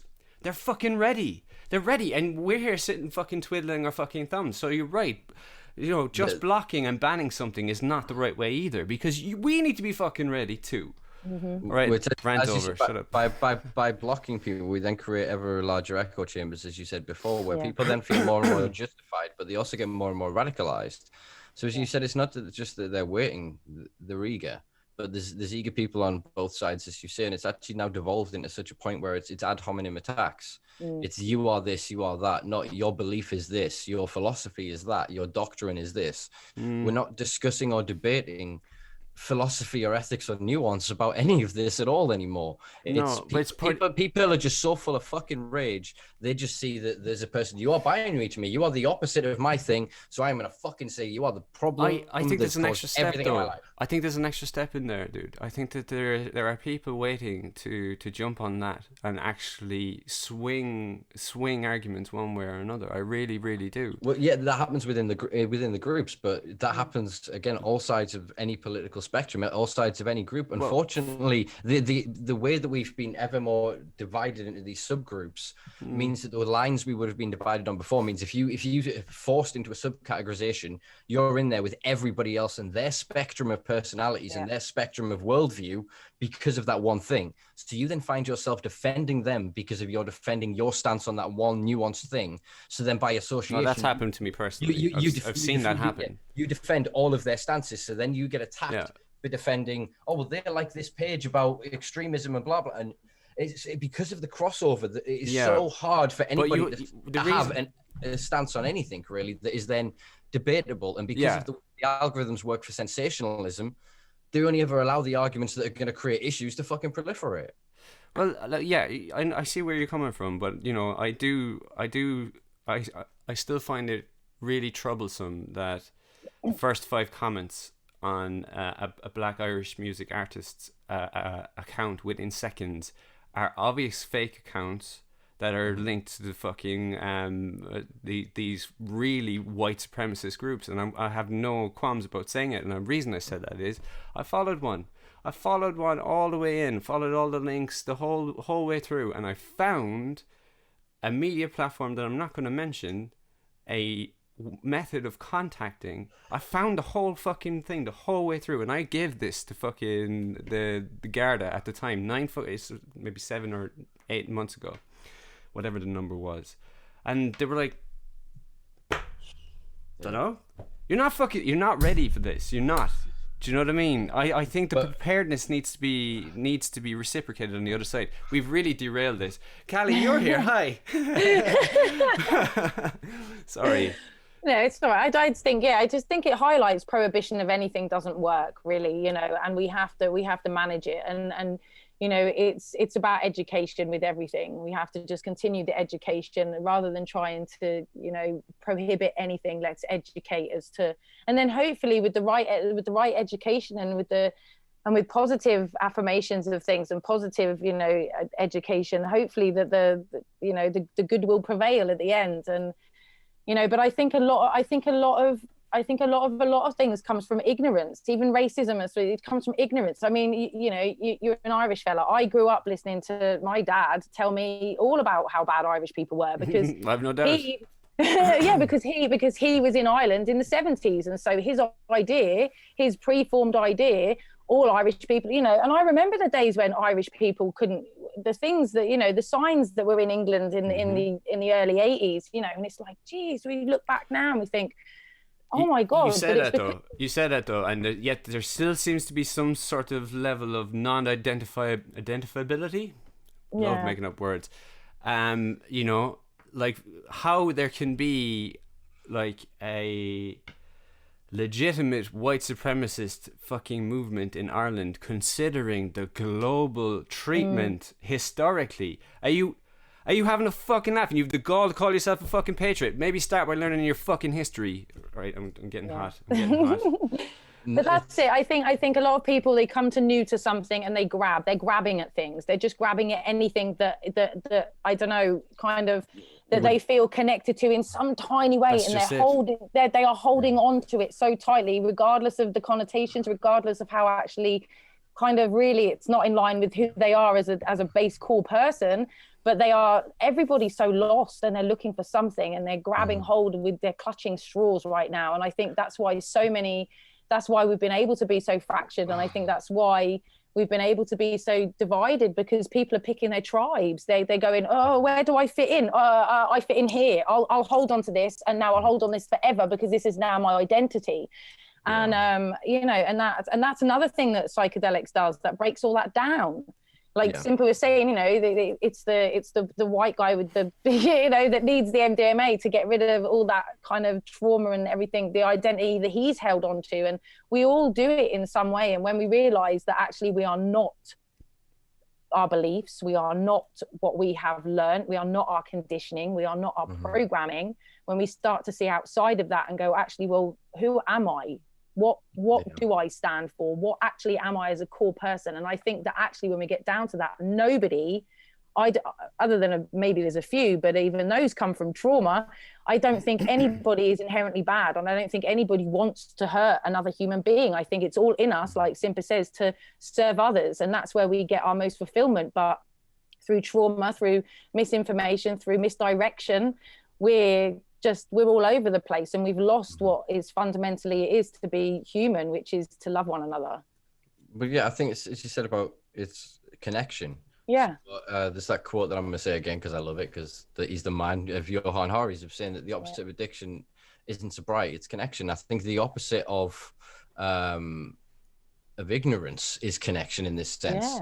Because actually, if then you are well adjusted and connected to a community where you feel, if you are then racist and hold these beliefs, that you actually believe them and you can espouse them to your family and to your friends in the community that will then challenge you rather than just chastise you, you have a better opportunity of not being continuing to be a victim to those ideologies and those worldviews. And I think that, as you say, psychedelics, cannabis to a large degree as well, because it causes sort of introspection and metacognition and people to really analyze their own behaviors and challenge their own beliefs. Some people obviously find this scary and say that, I tried that weed once and it made me do it. And it's like, well, no, it means that it probably showed you a version of your reality, widened your perspective enough. Holy fuck, I'm not this little story that my brain tells me every day. And there's a famous psychologist says that we tell ourselves stories in order to live, and it's true. So that narration in our brain that continues to go around, the more things we can do to challenge that, the better we are. And I think the core one of this, forget drugs for a second, is each fucking other. If I can then say to my partner or to my friends or to my family or to anybody that, I believe this, if we're in a well-connected environment, they should be able to go, well, fuck me, that's a weird thing. Why? And if I can't then answer them, I should then have to go, why? You're right there. Give me a minute and evolve my position rather than just going, ooh, or that's stupid, or that's, or whatever. But challenging it in an empathetic way that allows the individual to feel not so much, I don't think it's respected, but honored in a certain way. Honored is honored the way I'm trying to describe this.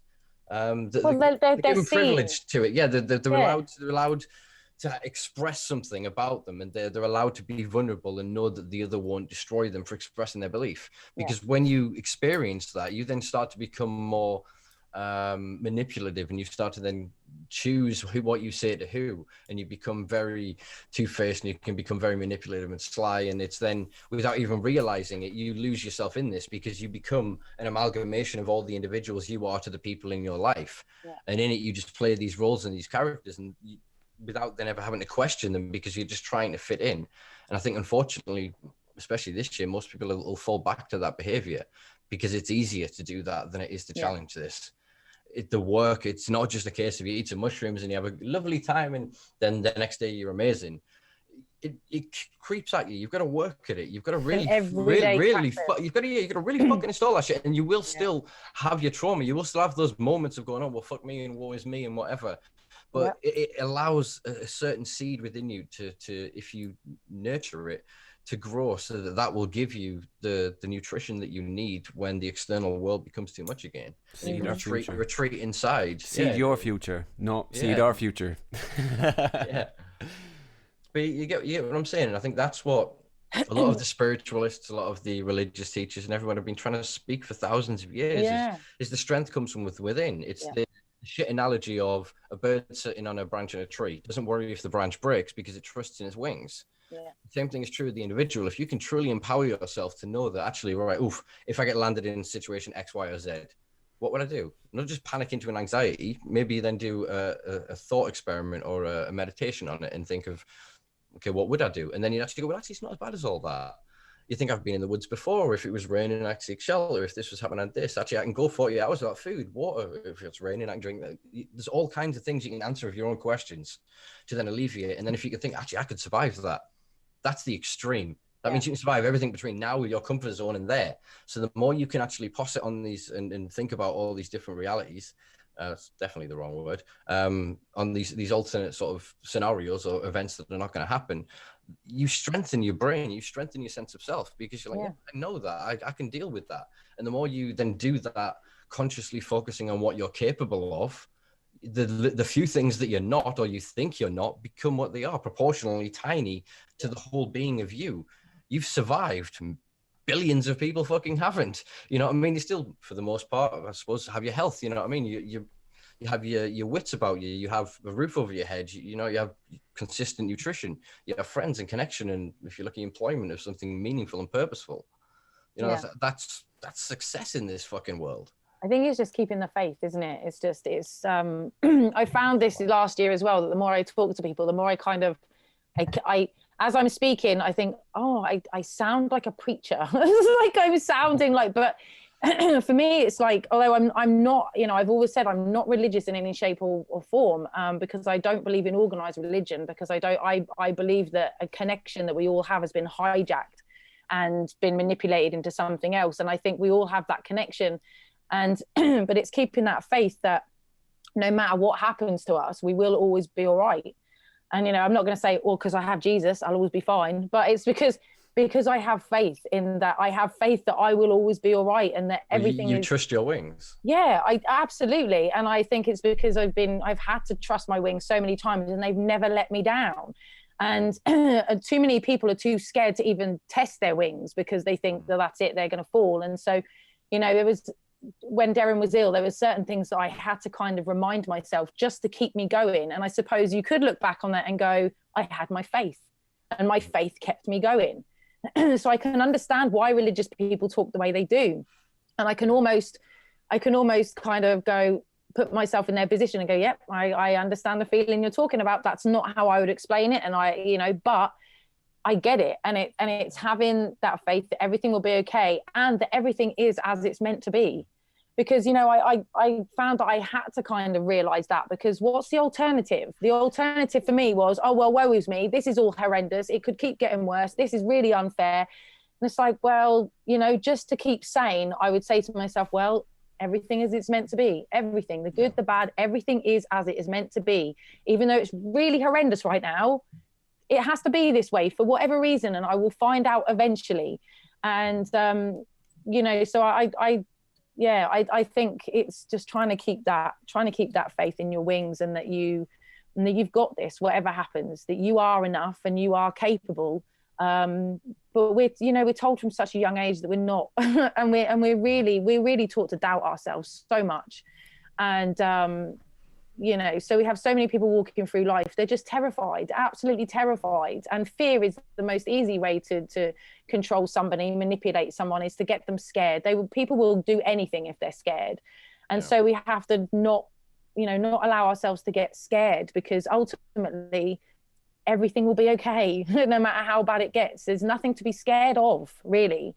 And yeah, that's what I've tried to keep hold of, those thoughts for, you know, many years. And now, with everything that's going on, and trying to unpack my own traumas and things like that, it's like those lessons that I learned years ago are really coming in handy now. And, you know, you realize that whatever happens to you in life, you are prepared for it. Because, you know, you look back and you go, makes sense why I did that then. Makes sense why that happened to me, because now I need this set of skills. And if that bad traumatic thing had never happened to me, I'd never have the skills to deal with this right now. So thank you for that happened. And so, you know, whatever bad happens, I take it as a blessing, and I try and, you know, because there's blessings in everything, even if they're in disguise right now. Yeah, but there are lessons to be learned. The quote just popped into my head of Kierkegaard, who said that life can only be understood backwards, but has to be lived forwards. And it is about that retrospect. So it's, as you said, with psilocybin drugs, whether it be even just in the way you train yourself with gratitude exercises or various different cognitive techniques that you can use to just constantly remind yourself of your position, to try to stay present, but not passive, but present, so that you can react to things in a way that is true to yourself. The eternal now. It's not just about being calm and being just like, oh, whatever. It's not about that kind of, if you resign yourself to that, then you kind of lose too much of life. Yeah. You know, there is a spectrum of existence. There is points where aggression is valid, where anger is valid, you know, where sadness is valid, depression is valid, anxiety is valid. And for us to try to medicate our way out, or to socially sanitize us all away from these emotions from youth through, is only ever just going to cause these problems. You know, it's going to cause further divides. And I think until we can all recognize ourselves as victims and actually our enemies as victims, because there is no enemy, there is just the damaged other, and they will look at us and they will look at me and see the same. And I know the truth of that. It is a certain, somebody said the whole thing of if you know, once you know enough psychology, it's hard to hold anything against anyone. I'm certainly there. I have no grudges against anybody, even though, like I say, when I started the MDMA journey earlier this year, those people that had wronged, who really have hurt me in the past, the not so distant past, it was like I was able to look at them with compassion and go, do you know what? You were just playing out. You were playing out your own traumas, and yes, you meant to hurt me. Yes, I'm sure you did, but why? And ultimately, I look at all these people, I look at everybody now with compassion, and like, we're all fighting our own battles. We're all just trying to figure this shit out, and none of us have got the answers. None of us are going to get it absolutely right. And that all we need is a mutual respect for one another. That's it. We don't have to agree. We don't have to promise to skip into the sunset holding hands. But what we do need to promise each other is that we won't belittle each other for our differences of opinions, our different upbringings, our different levels of trauma. And, we just have compassion and acceptance and mutual respect for one another, agree to disagree and move on, and don't hurt each other with things and, purposely hit each other over the head with things that someone did 10 years ago. It's like, God, we've got to move on and be far more compassionate with one another. Yeah, I think it's the whole thing of we're all the protagonist of our own narrative. We're all the good guy. So anybody that is doing us harm, it's like, whoa, speak for yourself, mate. No, but in terms of... I definitely don't see myself that way at all. No, in terms, that's the way the ego drives it. Yeah. In terms of what it is you are the character in your movie. But what most people forget to realize is you're not just the actor, you're the fucking director, the producer, and the script writer. There are certain events, obviously, that will then force you to do rewrites, etc., and to do reshoots, and you land up with several different cuts, with potential cuts that have outcome. But you still have far more autonomy and authority over your own existence than most of us realize. Yeah. And I think the small few are starting to recognize during lockdowns wherever they've been in the world over 2020. 2021. We're now 2020 and 2021. We're back in a lockdown. God damn it. Yep. Got to keep up with the news. Anyway, so yeah, what I think a small minority of people are having the potential to learn from themselves is that they don't need as much as they've thought. Yeah. They don't need to be entertained and hypnotized by the illusions of mass media, as it were. They don't need to just be going, I need new shoes, I need this, I need that. They're starting to question certain industries, and we're seeing whole swaths of industry disappear. And it's going to be really interesting to see what emerges from that, what then the urge and need of people for the first few months after us being given true free reign again, whenever all of this blows the fuck over. Yeah, I think we need to understand just how powerful we are, and that's it. We've been taught from a very young age that it's only superheroes have powers, everyone else is just normal. And it's like, no, actually we all are incredibly powerful. We all manifest our own realities. Our minds are so powerful. We literally have the ability to heal with our minds. I started getting into really Joe Dispenza as well on the Gaia TV channel thing, and I was watching his thing called Rewired, and I would definitely recommend it to anybody. It's about how powerful the placebo effect works, because our minds are so powerful. And so if we can just aim it at the right things and focus on the right things, we can perform just I would say miracles if we just focus our energies in the right place and realize just how bloody powerful we are, and stop blaming everybody else and start taking responsibility for ourselves, and just getting our own power back and using it for good. If we all just stood up and used our power for good, that we would just, oh my God, how would the world change? And it would be incredible. But I think you're right. I think more and more people are slowly kind of waking up to things and seeing things very differently and questioning things, and just that inquisitive kind of mind that a lot of people have just been so switched off of forever, through conditioning, through chemicals, through just mass indoctrination, through having to work having to work all the hours God sends. You don't have time to think about anything else. You're just continuously on the wheel, trying to keep your life going and the roof over your head. And then it's like, stop.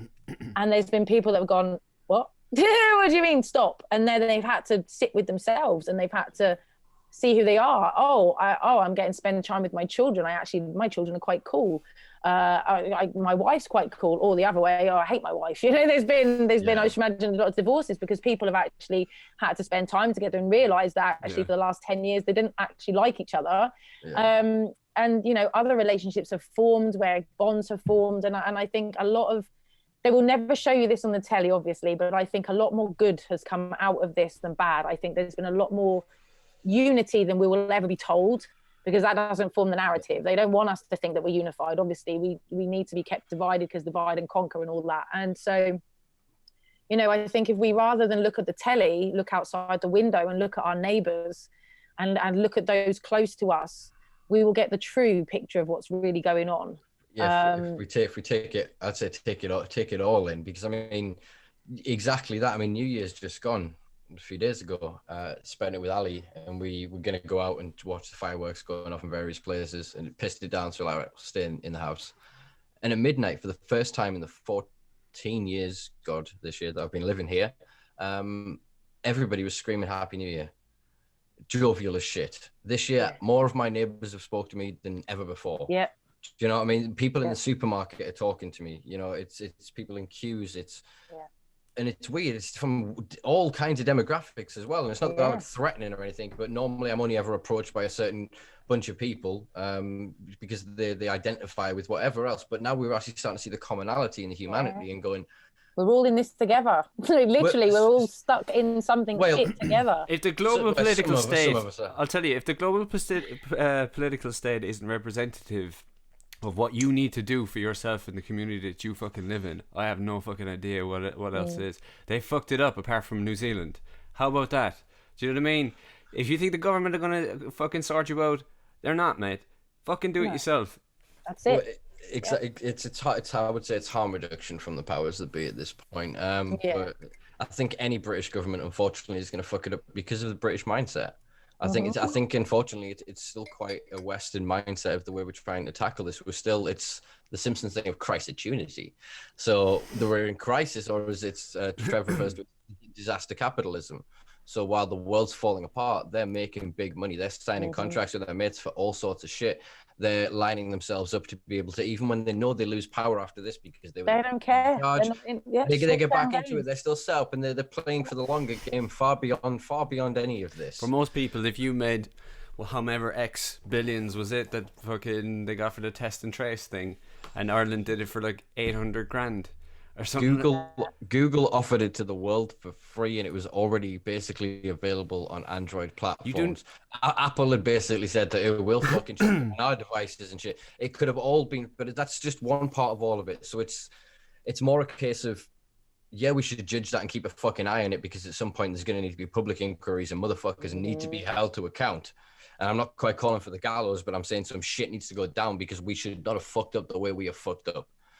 But we need to arrive at that point, and the only way we can arrive at that is by surviving it as a people. And if we give in too much to fear, we get lost within it, and we'll just go, we'll accept whatever if you just let me go the fuck outside, that kind of thing. And I think that the way that people are rebelling in various different ways and degrees through various different demographics and age groups shows ever more fractionation between the generations.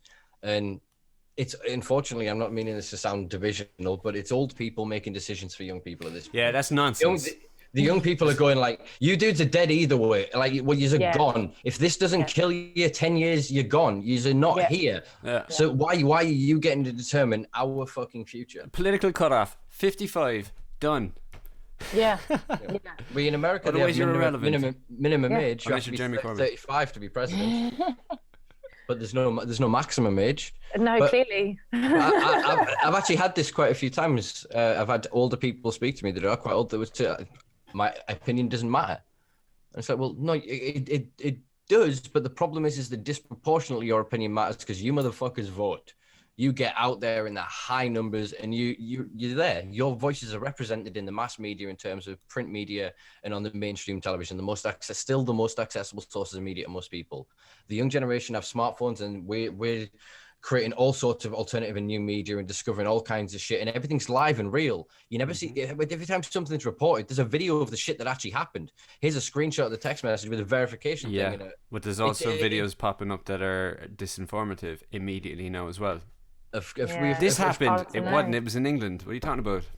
Well, if you look at it's the same thing you said before about we were talking about before with the groups that are preparing disinformation for their political persuasion, and it's very hard for us to try and figure out how to filter that when we have the algorithms built the way we do, when we have social platforms built the way we do. Yep. And profit will always be king. So unfortunately, groups that end up grooming children are allowed to still allowed to proliferate on social media platforms, where if you show some cannabis bud, you lose an account, you get a YouTube ban. You know what I mean? We put up some new videos into the Simpa Life, shout out simpalife.com blog, the video archives, and within 30 seconds, I had a video removed because I hadn't checked the bio and it still had a WeedTube link in it. So it's ridiculous just because it's WeedTube, just because it had a website in it that it's not dangerous or anything like that, but because it's drugs or pharmaceuticals, it infringes on their, you know what I mean? Whereas then there's some unbelievably questionable content on YouTube that is literally designed and targeted at children. And because of the way the algorithm works, it gets the fuck in front of them. So they end up with tens of millions of views on stuff that is insane. In fucking insane. Yeah, videos that then discuss things or that try to educate people and create like, you know, these wonderful people that create like graphic videos that break down stuff and then show all the sources for it so you can actually research it and find it yourself. Their shit gets deprioritized, yet some fucking 9-year-old opening boxes was YouTube's highest earner last year. The kid earned like 29 million fucking dollars. He's like 7. It's insane. Kid didn't earn shit. His parents, man. Well, yeah, of course. His parents made that strategy. Yeah, it's going to be a fucking Frankie Muniz situation. He's not going to end up walking away with much of that. Crazy, isn't it? Disproportion of wealth. It's just insane. It's just absolutely insane. It's a minefield as well, because you could talk about Britney Spears' thing, couldn't you? Fucking hell, that's mental. Her dad and that. Yeah, I know. It's craziness. I just feel sorry for her, man, to be honest. It just shows how the media can switch on a dime and you can be vilified and you can be taken down. Look at the damage they did to fucking Amy Winehouse, man. Yeah. Legitimate, like, direct contribution to the fucking demise right there. I would have no qualms in saying that. If you want to distance yourself from that, you can, but that's the way I feel about it. I agree. Fucking, they didn't leave her breathe, man.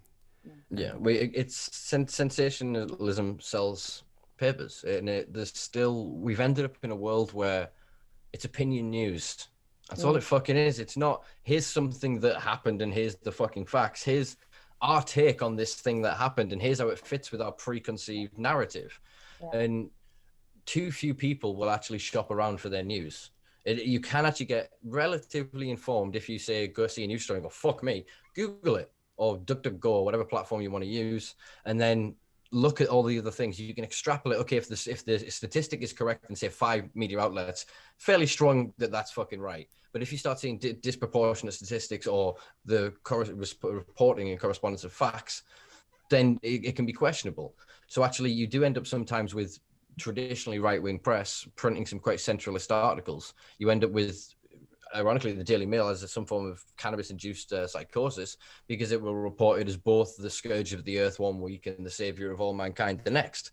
So it's about whatever fits into their persuasion, because then if you read into those articles, the one demonizing it, oh, we don't want the demon skunk that they grow and they deal themselves. Oh, but this miracle is because of this new company that happens to also be partnered with one of our investment firms further on down the way. Do you know what I mean? It's all... Yeah. And everything's so quick too as well. Like I remember when News 24 came out, it was like, it was continuous. It was bang, bang, bang. And people couldn't remember what happened yesterday, let alone trying to explain to them how, everything's linked to 9/11. You try and explain, everyone's like, it's just, that was 15 years ago. It's like, it's too long ago now. And 15 days is too long for the average person. Yeah, exactly. It's like, news is what's the next news? What's the next thing? And it's like, we're just bombarded and there's only so much we can cope with. And I think, so we just get so overwhelmed by stuff. And it's crazy. I read a report. I have no idea why I read it. Please don't judge me for it. Right. But it was some market driven report about the attention span of Gen Z. So the young fellas, right? They said 90 seconds before they move on to something else. Instant gratification, that's what they want. But this is just it. This is the problem that we have as well, is how do we stop fucking auto-categorization, knee-jerk categorization of other people, pretty much what we've talked about this entire podcast.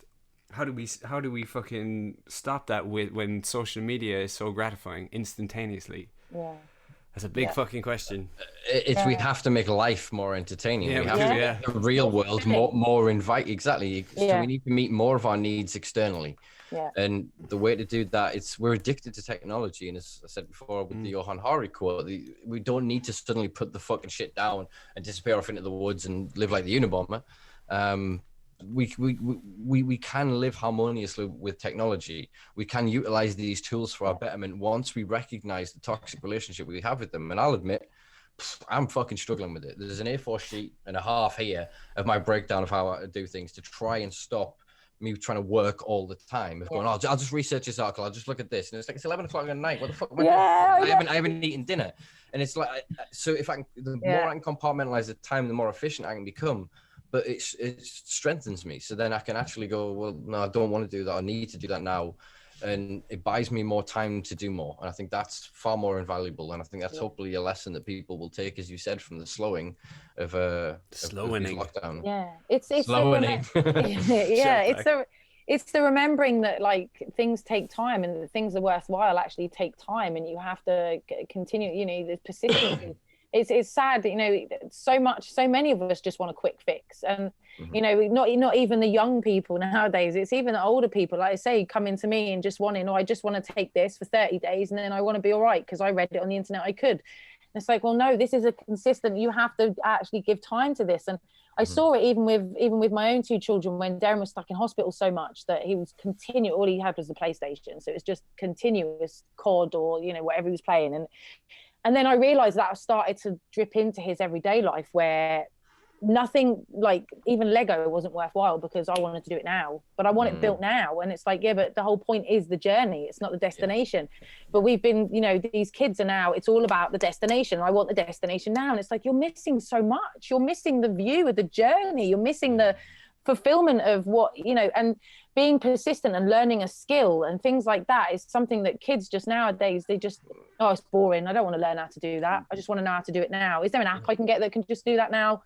Well, I think there's something inbuilt in all of us for that step. But there's, in psychological studies, we've known for a while that the chase or the desire and lead up to gratification, whatever that may be, lights up our brains more than the satisfaction of getting it. And as soon as you get it, it's gone. It dissipates. Literally, you get the dopamine rush, you get serotonin, you get whatever you get neurologically, it's and music, everything aligns music, for a moment, and it dissipates again. So then your body, you then going, oh, I want to do that. So you try and replicate. It's like for the pigeon, it was a World War I in the fucking planes, right? For a guidance system, they had a plexiglass thing with circle rings on it, and what they've done is they trained the pigeons by putting dots of grain under a screen and the tap at it, right? And so they found in the experiments leading up to this that the pigeons would replicate behavior. So if it turned around and it got the seed, it'd be like, oh shit, I've got to turn around every time to get the seed. Do you know what I mean? And so that's inbuilt, I think, to all of us. So there's still, we go, what was the last thing that worked? I'll do that. And because of the way phones work and because of the departments that, again, you need to see fucking social dilemma. I haven't seen that yet. Oh, the Perrys need to watch it. Really need to watch it. I don't want to be more depressed. Okay, I'm already fucking depressed enough as it is. About how they've weaponized this technology against us. Then you can see it. It's slot machine tactics. Yeah. So the colors, the sounds, the size of the fonts, the shapes of the lettering, all of these things are constantly played with. So you'll notice that every now and then you'll open Facebook on your phone and be like, was it always that color blue? No. And what they're doing is they put you in groups of going, right, on today we're going to test 200,000 people on this color blue. How does it affect engagement? All right, we're going to test this on this. How does it affect screen time? YouTube, what is it? They consider it to be good if you can get past 4.5 seconds, something like that in a video. That's actual fucking engagement.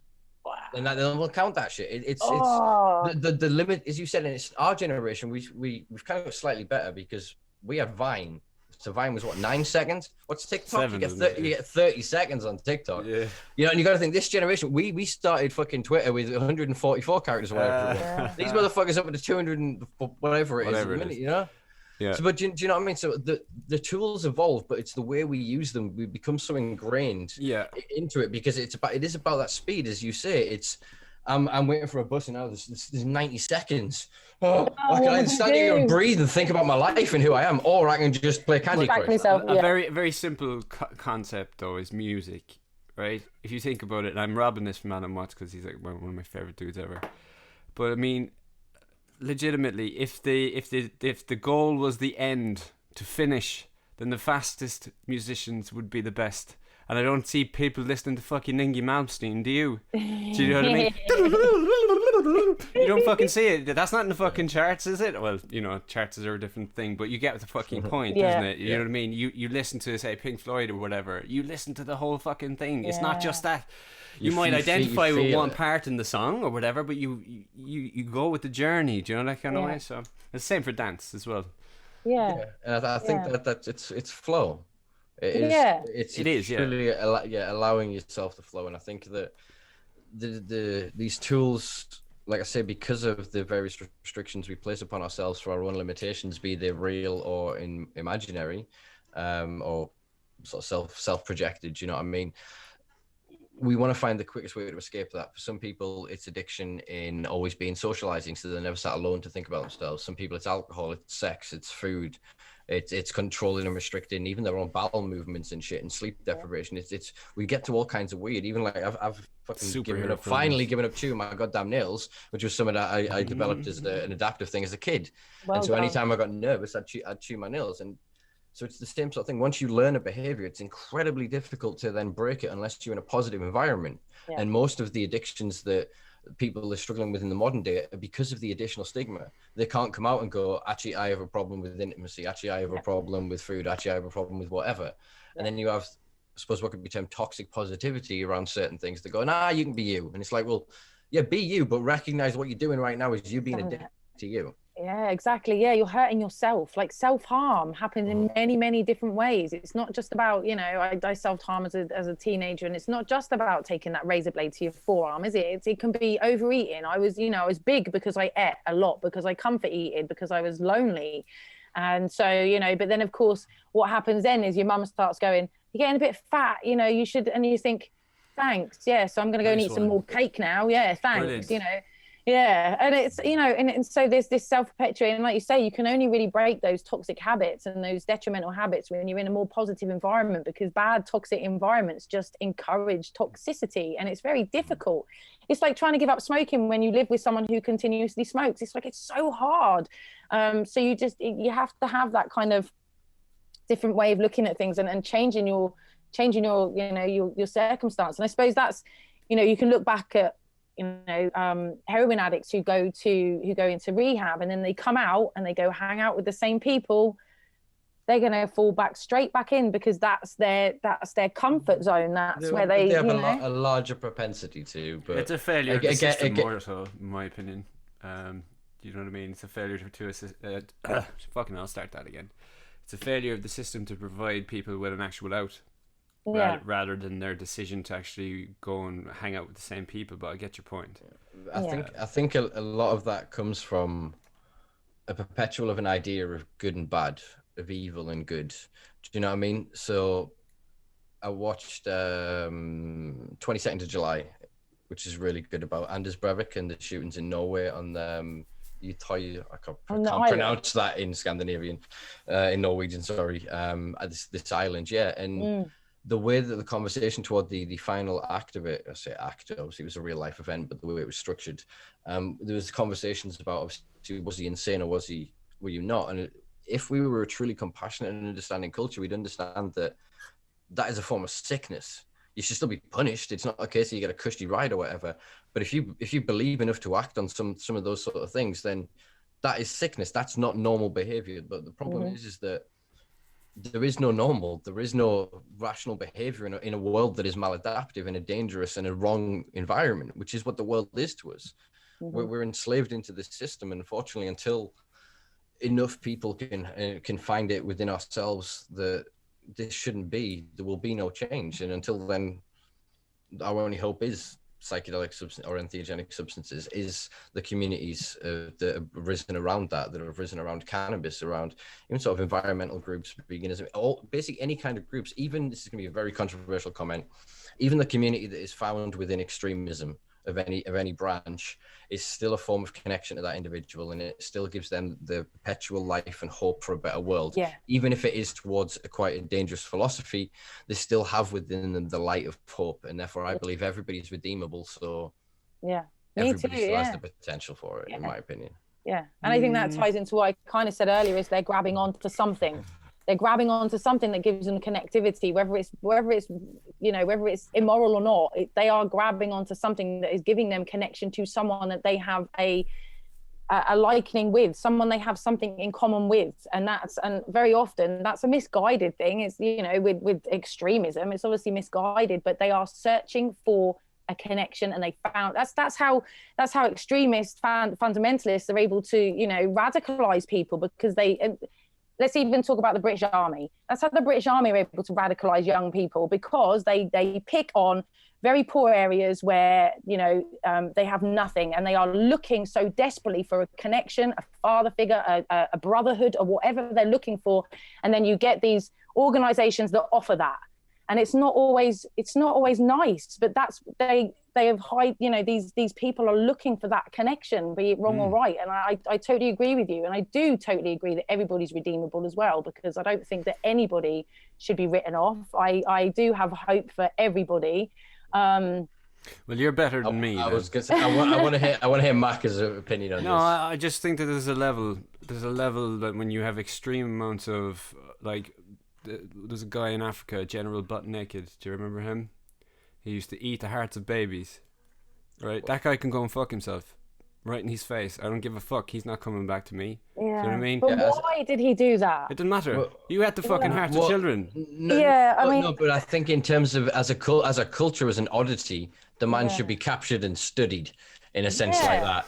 No, but do you know what I mean? Because if you look at it, it's the argument of whether we're finding more because we're studying and looking more and learning more, or whether we really are as fucked up as we all are. We all live on a daily spectrum of everything. Everything, whether people like it or not, that is considered binary is a fucking spectrum. People fluctuate, evolve, and change. No, I agree with that.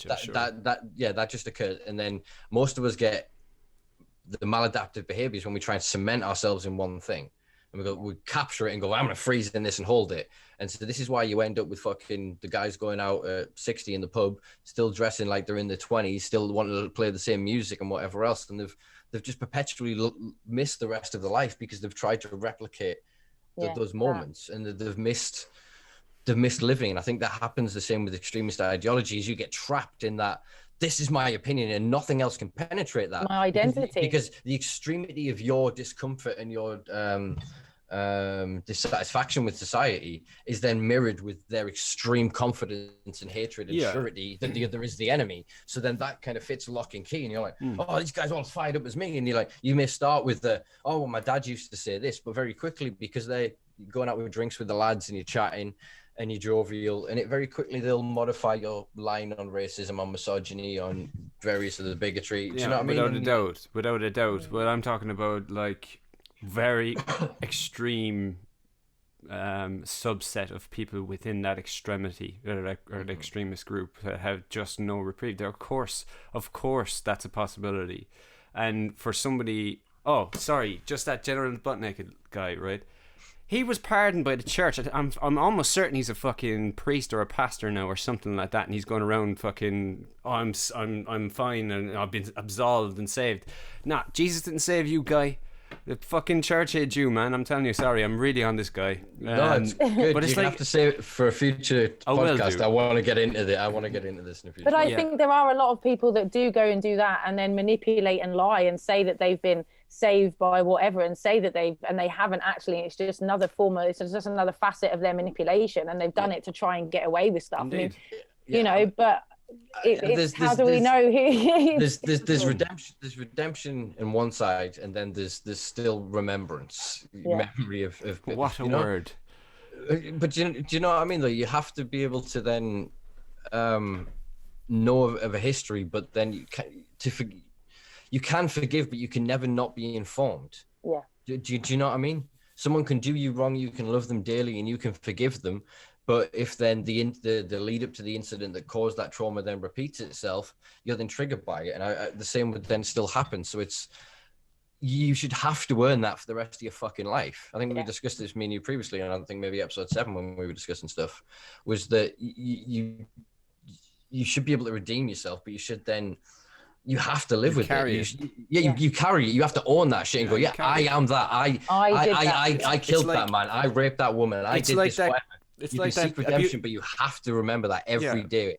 Not in a detrimental way, but just in a, I did that, and every day I have to do better for it. So, yeah, I get you. No, I get you. I was trying to just build on your point. You ever seen Beautiful Mind?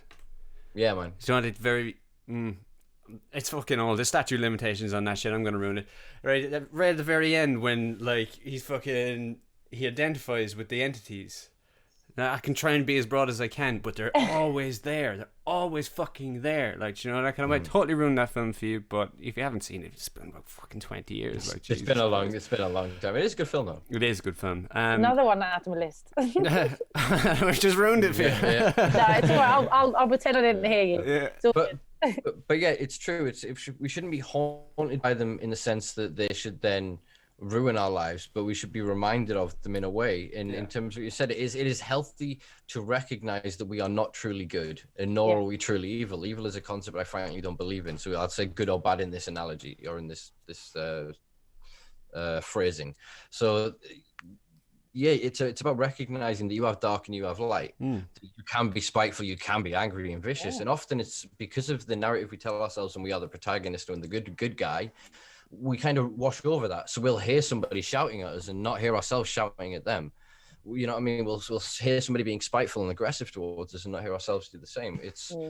There is this weird kind of filter that comes through us when we hear and perceive ourselves back. And the more we can do to lower that filter, or to reduce or increase the transparency of it, I suppose, the easier it is. As we said before about the more psychology, you know, it's hard to hold something against somebody. The easier you'll know yourself, which means the easier you'll know others, and just in general, life will be fucking easier. Well, it won't be easier per se, but your ability to survive it will be. Yeah, it makes things a lot more manageable. Yeah. What a small bit of, you know, in a very sort of downtrodden podcast, but not necessarily in a negative sense, heavy enough. That was a nice little poke at a bit of positive light there. Yeah, it was good. And I suppose we've been doing this for quite a while. So I'm going to ask you the final question. The first question of 2021. In 2020, we were asking all our guests about something good that happened to them in 2020. I'm not going to put you on the spot and ask you to give us that. I'm going to put you on the spot and ask you to give us your projections and hopes for 2021. Okay. What, for me personally? Yeah. For you, for the world, or whatever you want to see, or yeah, exactly. Okay. Yeah. Well. I mean, obviously, I hope that we all kind of can work towards a life and a world where, you know, we all get what we need. That would be lovely. But in more shorter term, myself, I've been working this last year on creating my own brand, which, you know, as you know, I've been asked for years, when are you going to have your own this? When are you going to? And I've gone, no. Well, this last year has kind of reiterated to me that actually it's about time that I did do something for me, for my future and for my children's future, something that has hopefully longevity. And so I've been working very hard this last year. I've created kind of the way that I work with people now. I've created my own system. I've been writing my own kind of manuals on how to help people with cannabis, with the kind of the dosing guidelines and the information and things that I've collated over the years. So I've managed to streamline that and help people, and I'm hoping to bring that to other people so that other people can go on and help other people with the confidence that, you know, because I'm asked all the time, I want to help you, I want to help people like you do, where do I start? And I'm like, I don't know, I kind of just ended up here. But so this last year I have actually put together how I ended up here and what I've learned all together in like a PDF. And then at the beginning of February, hopefully the beginning of February, I will have my own CBD brand in the shops and online, and I've got web designers at the moment building websites because I can't do that shit. I've tried. It's like, you know, you try, don't you? Oh, I'm just going to try and build a website, and on Wix it looks lovely, but it's not. It doesn't look professional, and I'm not a web designer. So, you know, I've saved up enough money, and I've been able to pay to get this launched and to hopefully do this properly. And so, you know, I suppose kind of for the naysayers as well, because I know there's going to be people that are going to say, oh, Callie Blackwell's got a CBD brand. I thought she said CBD was blah, blah, blah. Well, you know, I have reiterated over the years that CBD has its place. And everybody knows that I fight for THC. Everybody knows that I am for the whole plant.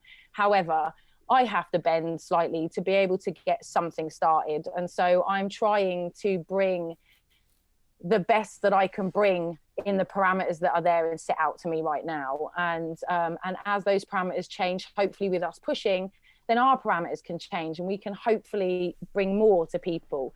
But as it stands right now, I've got my own brand coming out called The Activist.